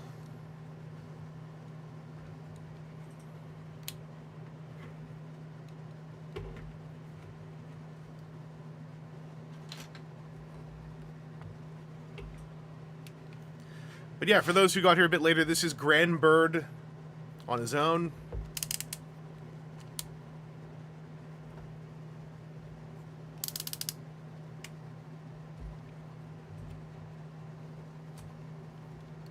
Criminipple, if you will. True.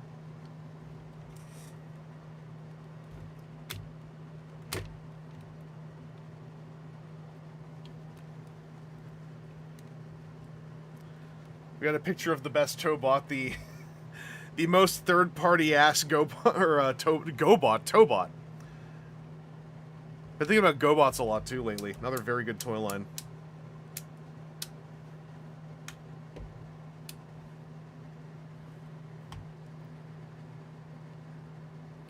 But yeah, the moment when Tobot, like, clearly was like, hey, those IP infringing transforming robot toys, can we just steal Cybertron Evac? Can we just do Cybertron Evac as a Tobot? And like, it's really funny. It's the only toy in all of Tobot, I think, that does this. Like, it's just a Transformers toy as a design. I don't think that they ever did it like in this specific way ever again. I know there is it's either Tobot or Cardbot has the truck construction combiner, and the truck is blue and red and has a faceplate and is really obviously Optimus Prime but isn't.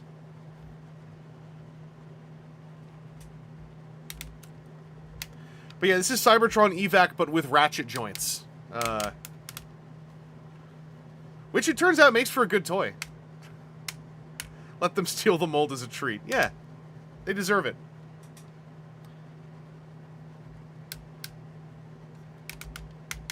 No, this is Tobot W. I always remember, because Tobot W, the Hyundai version of Tobot W, in robot mode, had a deployable flight capabilities. And so then, like W whatever, was Cybertron Evac. And then W whatever was also part of the, one of the Tobot 6 combiners, where it's the helicopter and then it's like the propeller thing and etc. Cybertron Evac already had. But what if they were bigger? What if they were bigger? Is it Y? Who was W? Am I thinking is W the? No, I'm thinking of Z. Who was W? I thought the helicopter was W. Or did W turn into a No, W turned into a plane. Never mind. I think I'm doing pretty well remembering different Tobots whose names are single letters of the alphabet, by the way. Just pat myself on the back. Yeah, Tobot Steel. Here we go. This is a more recent piece. Like, come on. Optimus Prime has never had a mixing drum. Stop being a tribalist. Just let other robot toy lines exist. Stop picking on them.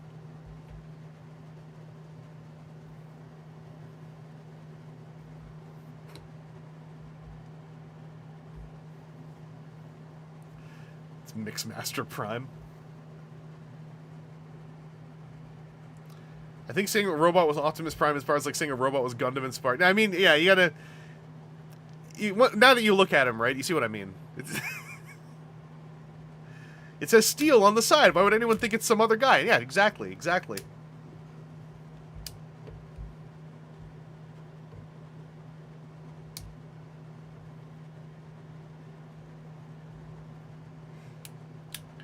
Can we talk about the Ironhide-headed drillbot with drill boobs?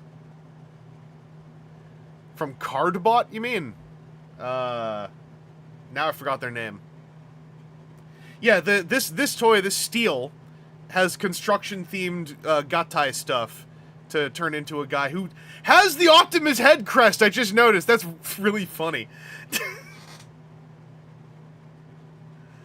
And yeah, the show model is also very like y'all know what you're doing.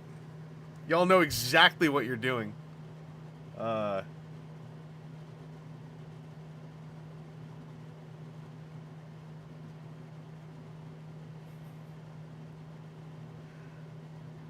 Power Cruiser or something. Okay, that sounds like vaguely familiar. And this is the actual toy, by the way.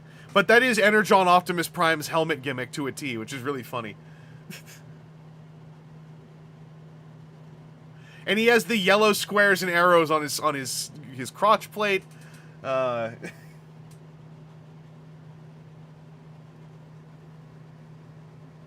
this thing. I remember when I saw this on a YouTube thumbnail, I didn't believe it was Tobot. I was like, what knockoff company is also just using the Tobot name? And I watched the video, I was like, oh no, they've escalated. Okay. Yeah, this is just Energon Optimus Prime.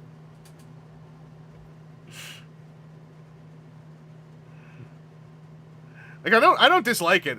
I would never be like, wow, how could they? How could they? It's like, whatever. Did Hasbro do a thing to stop this? Apparently not. So, you know, I shrug. And also, I will say, I kind of anticipate this comes more from a place of love, given how much it resembles very specifically Energon Optimus Prime. Like, I don't feel there's any kind of, like, boardroom tactic of, like, we should reference 2004's Energon Optimus Prime.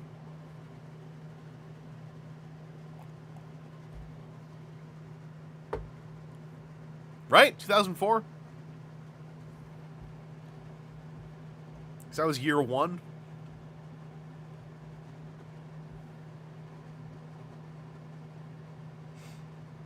They're crashing the entire third-party industry before they start stealing their designs by taunting Hasbro. Someone really likes the Unicron trilogy over there. Oh, I mean, yes. That also, I think, is very evident in early Korean transforming robot stuff from 13 years ago. Like, back then, when I got, like, Tobot Adventure Z, I was like, it's a pastiche of Brave and Unicron Trilogy and Hyundai and Megazords. And it is fascinating. That was kind of my takeaway back then.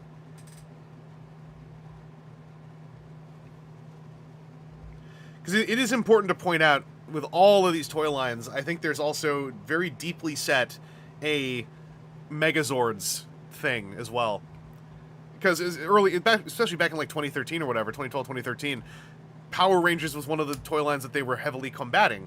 And this is, I think, before the rise of Zyuohger, like, becoming a Korean cultural icon.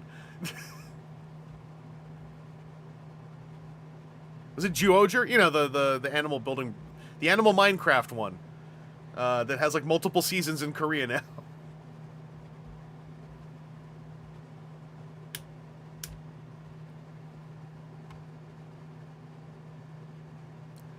We also had the question, does that make this Ultra Magnus?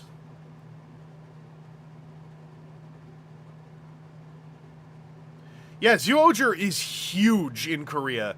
They have like original live action media as like a Zyuohger season 2. It is a massive hit in Korea.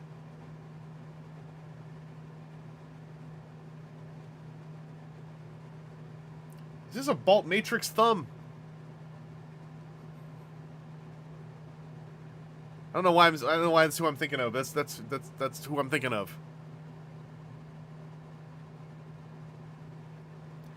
Yeah, making new ones, retools, recolors.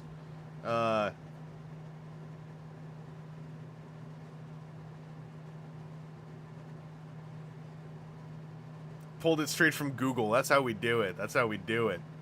It's KR Brick. Of course, there's bricks right there. Never mind. Never mind. That would have been choice number 2 if I remembered the logo.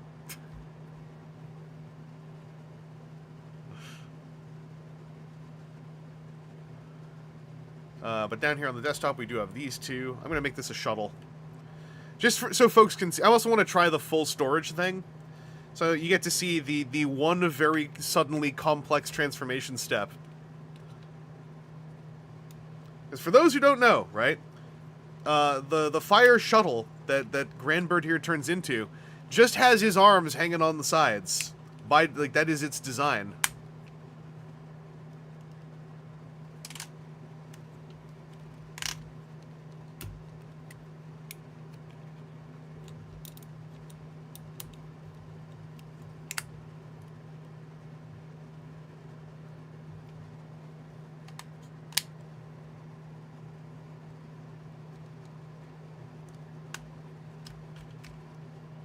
Now, real simple, real easy.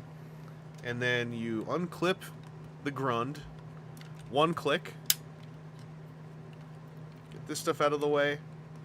And then we simply do that.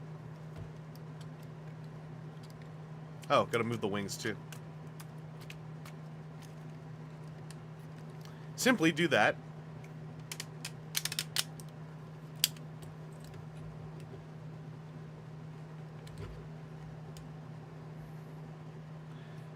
And then, this is very, like, Mastermind Creations, all built-in combiner style. You stick this thing on here.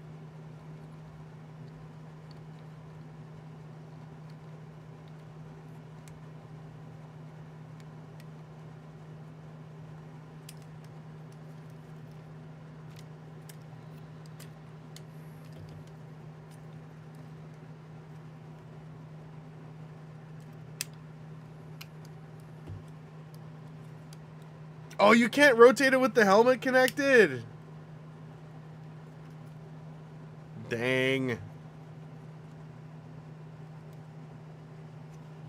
That's mea culpa, that's on me.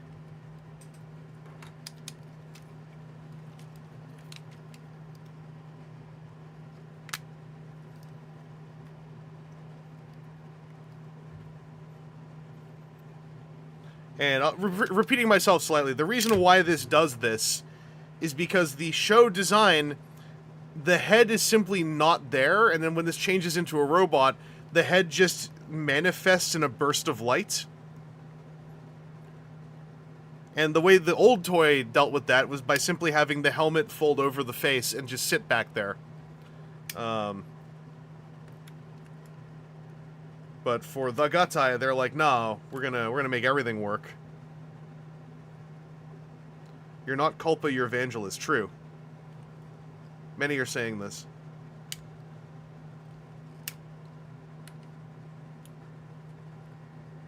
How does this work again? How does this work again? Excuse me?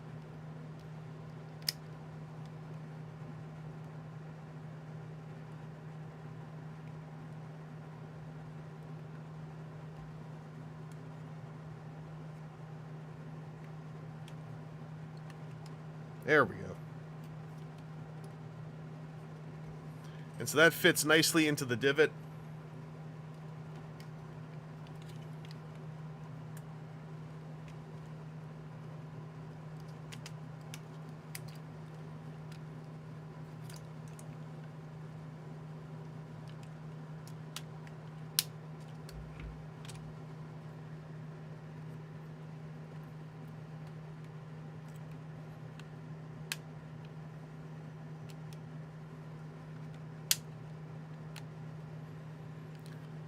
And it's like the head was never there.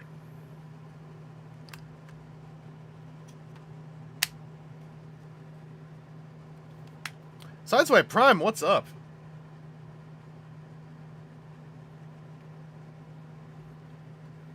Why is there a bird on screen?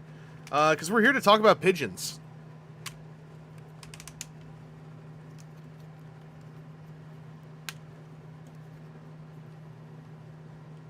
Now you just need light to pop the head back out, exactly.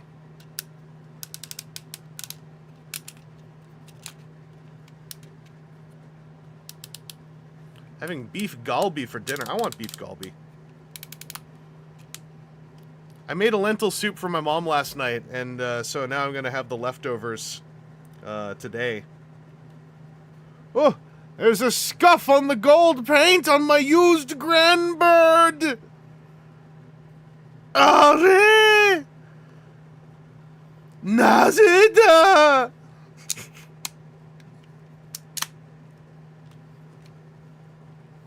Also, for the ones who are new here, this leg slider, audibly, you can hear and feel at least 2 spring-loaded little, like, sandwich switches clasping at the top, releasing, and then clasping again at the bottom.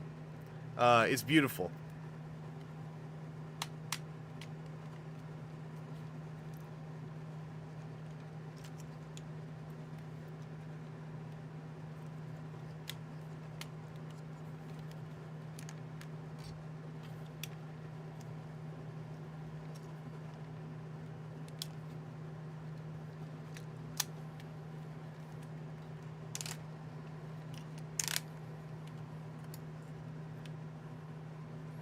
And we have the fire shuttle, once again.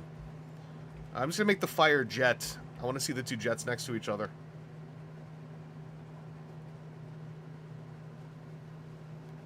That thing is happening from the Firebird stream, where I'm like, but what if I keep transforming it? Because I like it. Movor looks so different from his first appearance in Rid. Oh, it's actually Transformers 2000, is what that's called. But a lot of people wouldn't know that.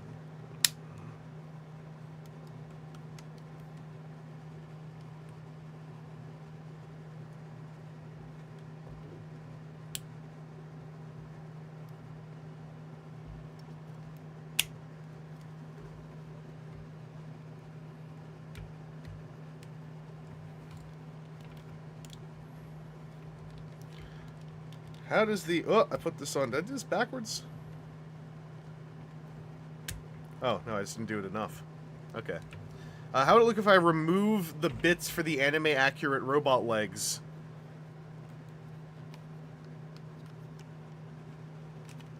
Yeah, there we go.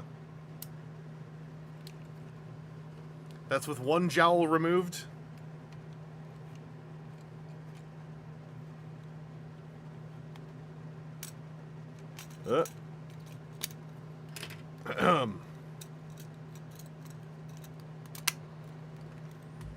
Like, it still kind of looks fine, if I'm being honest.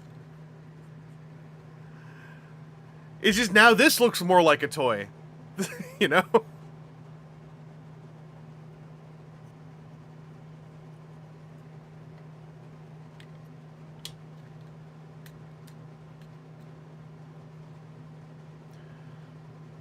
Astro Train mode! You're right, the hinges are hideous. Now the hinges are gone.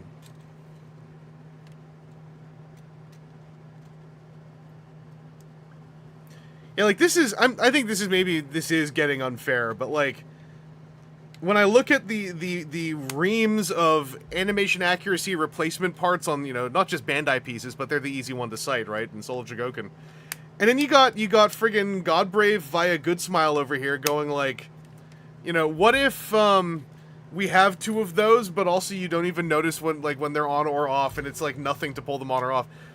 To be fair, Dugarn, I think, has a lot more of that stuff that's a lot more egregious and Bandai-esque to work with.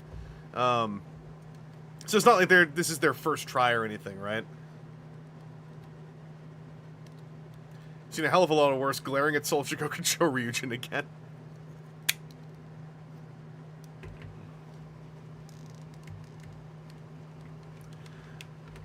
Like, as someone who more so hears about these Soul Jigokens, like, I do still appreciate that we have this, like, shared language we can use.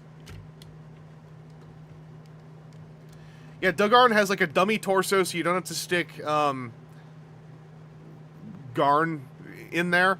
And then, yeah, the alternative legs. Like, it's entire parts replacement things, but in a way where you are just actually replacing... You're replacing parts on things that have already separated. Something about that doesn't feel as odd to me. Yeah, it can still transform into a train with the sexy parts on. It just looks less realistic when the realistic version that is show accurate is a train with a giant robot crotch in the middle. Which is really funny.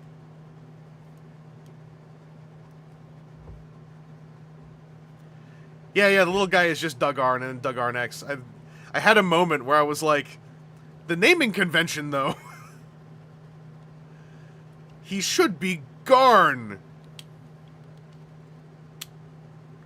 Or Duh.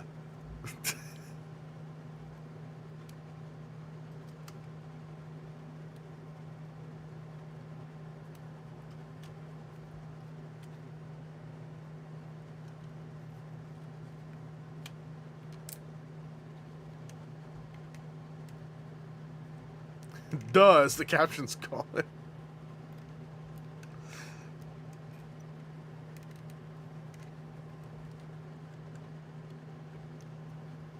Yeah, the big guy, the little guy is Dugarn, the big guy is Dugarn X.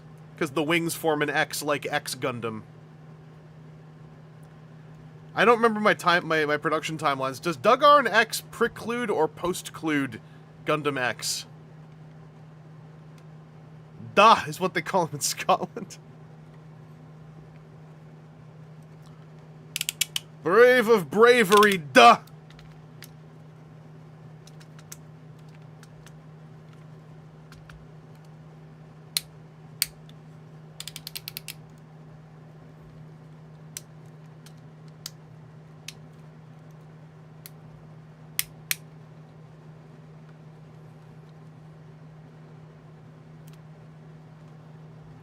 Yeah, the dummy torso I'm fine with because you don't have to do anything different from what I've seen. Like, the dummy torso attaches the same way that, you know, the not dummy torso attaches.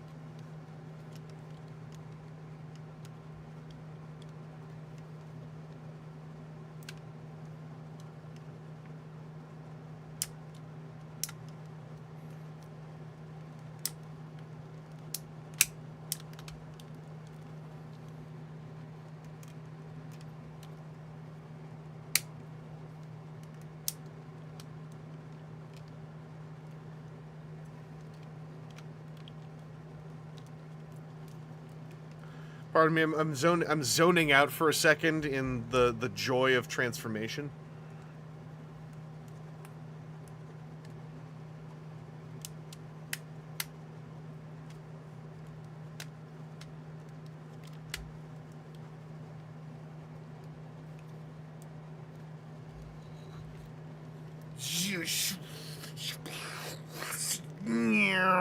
Like they got swoosh factor. Like, it's like a big Lego spaceship, right? And then this one's just like a big spaceship, right?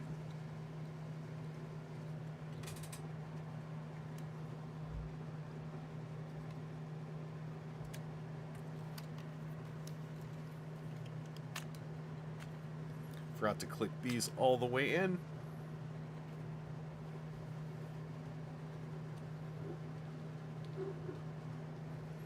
What's this? Gotcha, man? I gotcha, man!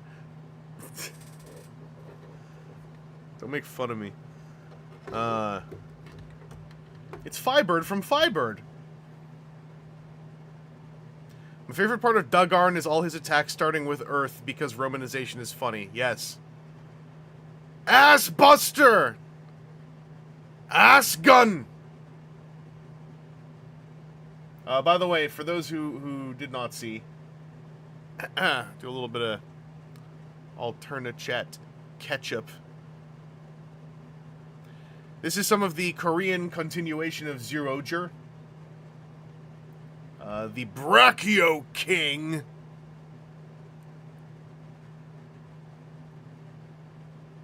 This is a Tobot that is a convertible.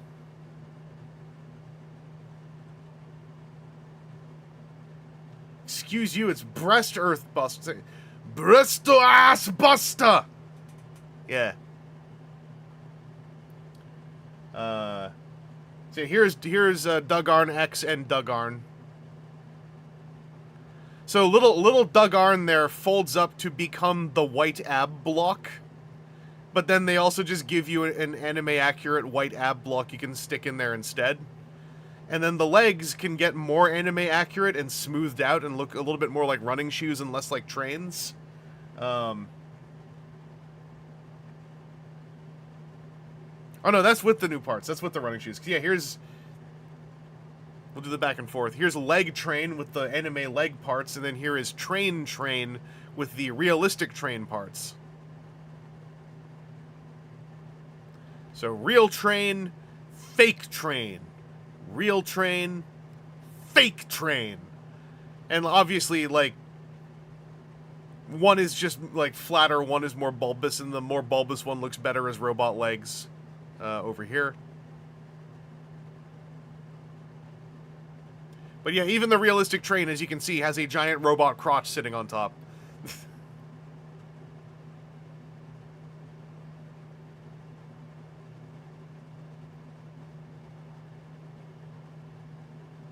Lambo police car, yeah. Don't know if I should be proud I instantly clocked that was from a Wotafa review. I mean, yeah. Yeah, same. I think I just watched it recently too because I wanted to better understand like what was being what had to be tweaked on this piece.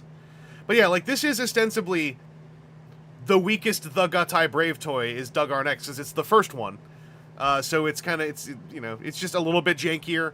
They had to replace the entire legs.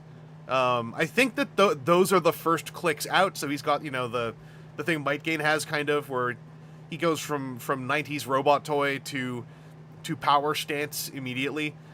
But even then, like, there's still cool stuff going on. Just posted the train shoes. Oh, yeah, here we go. So, yeah, that's anime shoes. There's train shoes. And, like, that's okay as far as option parts. Like, it's literally removing detail. I always see Dugarn's leg and foot design as being, like, really funny sneakers.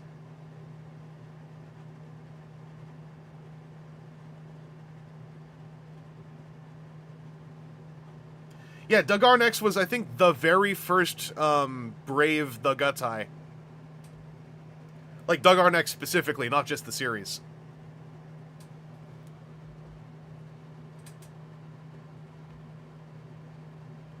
And yeah, like, the train legs and the anime legs, they're so different. That, like, I like that they're both there. And I think they attach to those the knee joint blocks with, like, a spring clip. If I recall correctly.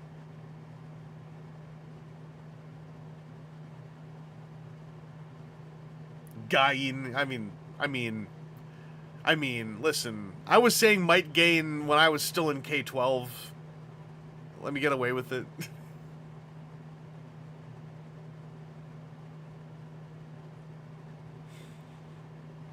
But yeah, we got this is just promo images, but the last of the Dugarn X series, the Gatai toys, Comes out next year. It is Land Bison. It's these 4 guys. They have been repainted as Transformers in the 2000s by fan artists many times. It's a drag strip, a hot rod, an Optimus Prime, and then a Twin Twist.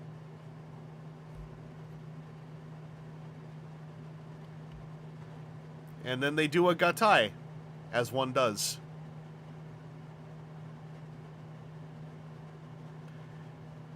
And then the main bison, the truck bison, has a big trailer that the other 3 can live in. Very Optimus Prime-esque. Very Ultra Magnus-esque.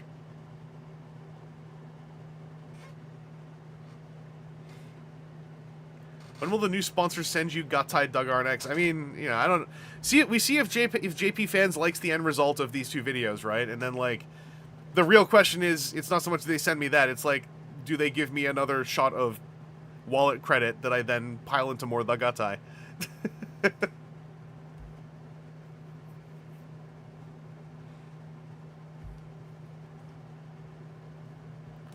Gavin, when you gonna... Yeah, how do we get...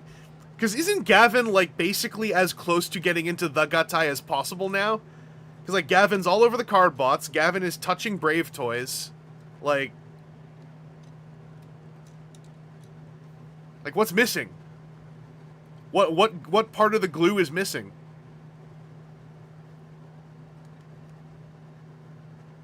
All built-in Road Caesar would be sick.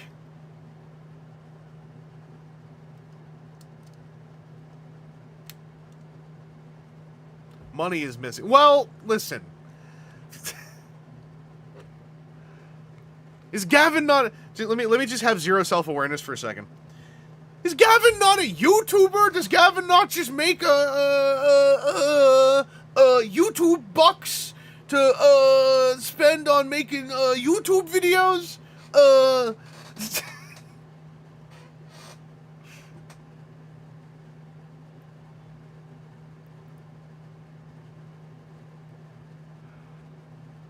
Here is a shot from the original Land Bison set.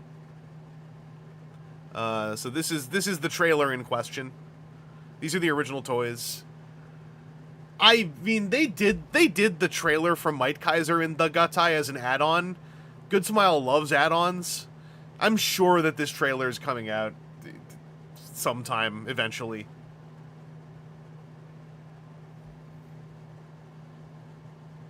I hear Vangelus makes $1 Vangelion from YouTube.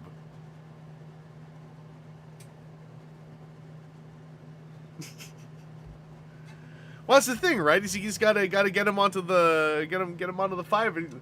What's not whimsical about a big swooshy Lego jet that turns into a guy who is from the meme?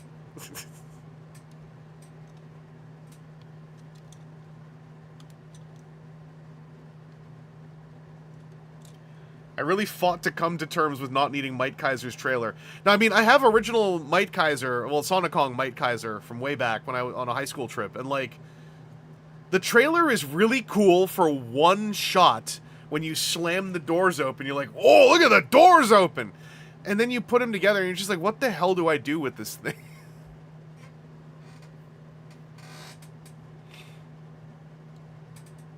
Gavin doesn't know what memes are. He's a very serious person. Ominous, thrilling 30 Blitzwing in the background.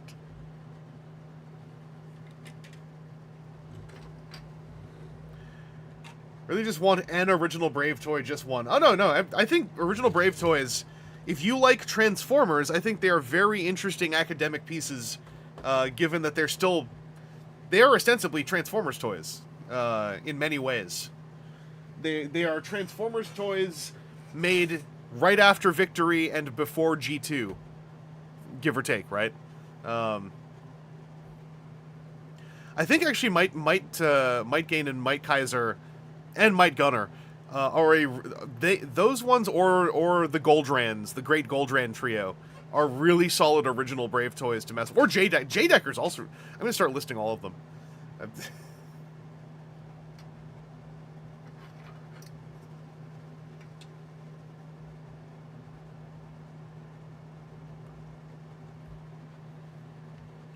Superliner Dagwon is also pretty dang cool. God Silverion. That is a really good old Brave toy. You just have to deal with the fact that it is covered in Vac Metal Chrome, and then just ignore that. Get a Sonicong version, and be bold.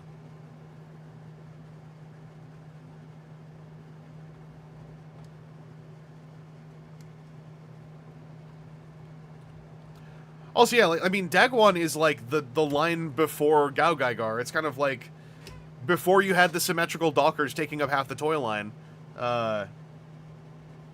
It was the last Gatai full one.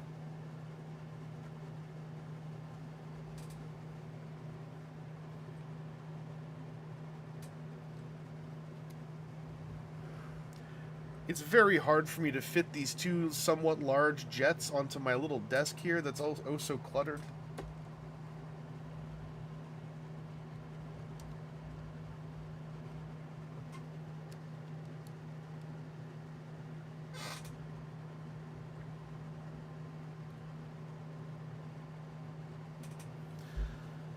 Yeah, searching for it on eBay back in 1999 was already really hard. Yeah, you just kind of go like Takara Brave, Takara Yusha, and then also just the different toy line names. Dagwon. I don't know if you have to look for Daguwon nowadays, but that used to be another one.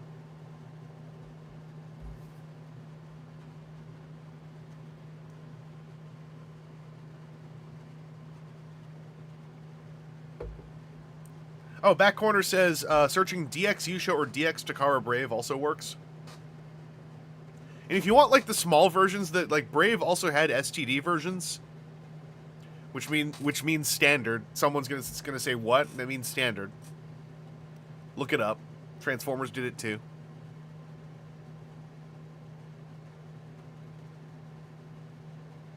DX, that's a missing piece of the puzzle.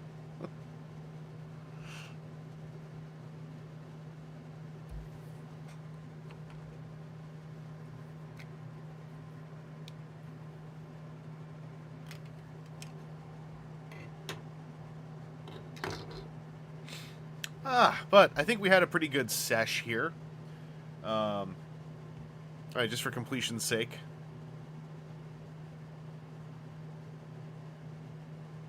Here's them as robots.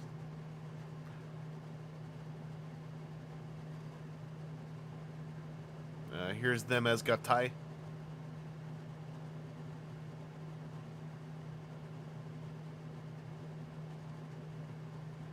You will invariably have better results looking at Japanese secondhand sites through a proxy service like Bai, though. Exactly. Or a proxy service. That's right, chat user Zimman2. You will have better results looking at a Japanese secondhand site. Like JP fans. The problem is, this is on the end of the VOD, so I'm not going to remember to go and dig this up. I'm only going to think about those ones from the beginning.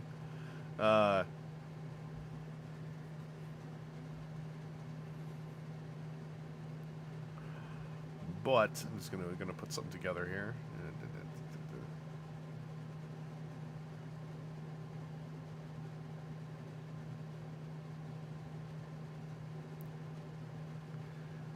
I think with a face full, a desktop full of robots, it's a great time for me to say, thanks for checking out this stream. I'm so happy that I got to grate my Fi and Gran and Bird. I'll be around. I actually have a Transformer I picked up last week. I haven't opened yet because I'm saving them just for you. So I'll be back. I'll be on. I'll be around. Take it easy out there. Stay safe. Wish me luck as I try to make these weird video projects come together. And make yourself some dang soup. It's worth it. I don't really have like a solid list of. I think the next review coming up is Sea Spray. That was supposed to be like a week ago. I failed to get lots of work done before my mom got here, and then failed to get work done in between hanging out with my mom while she was here. So instead, we just go for it and continue and try to do better next month and for the end of this month. That's how we're gonna roll. Also, if you're out west and you're at the Cherry Bomb toy show next month, I will be there. Buy my things. When are you gonna cover more Diaclone? I gotta finish the script for the powered suits. That's the next one. It's in progress. I even have the dramatized scene blocked out in my head. I'm just not sure if I want to keep doing all the voices or not, but I think that I have to by necessity, because I don't have a workflow that's easy to work other people into, because it is so messy. But what are we all if not glorious, sticky, wet, biological messes made of 90% water and 10% one moist, heated skeleton that you have inside your body right now? Go check it.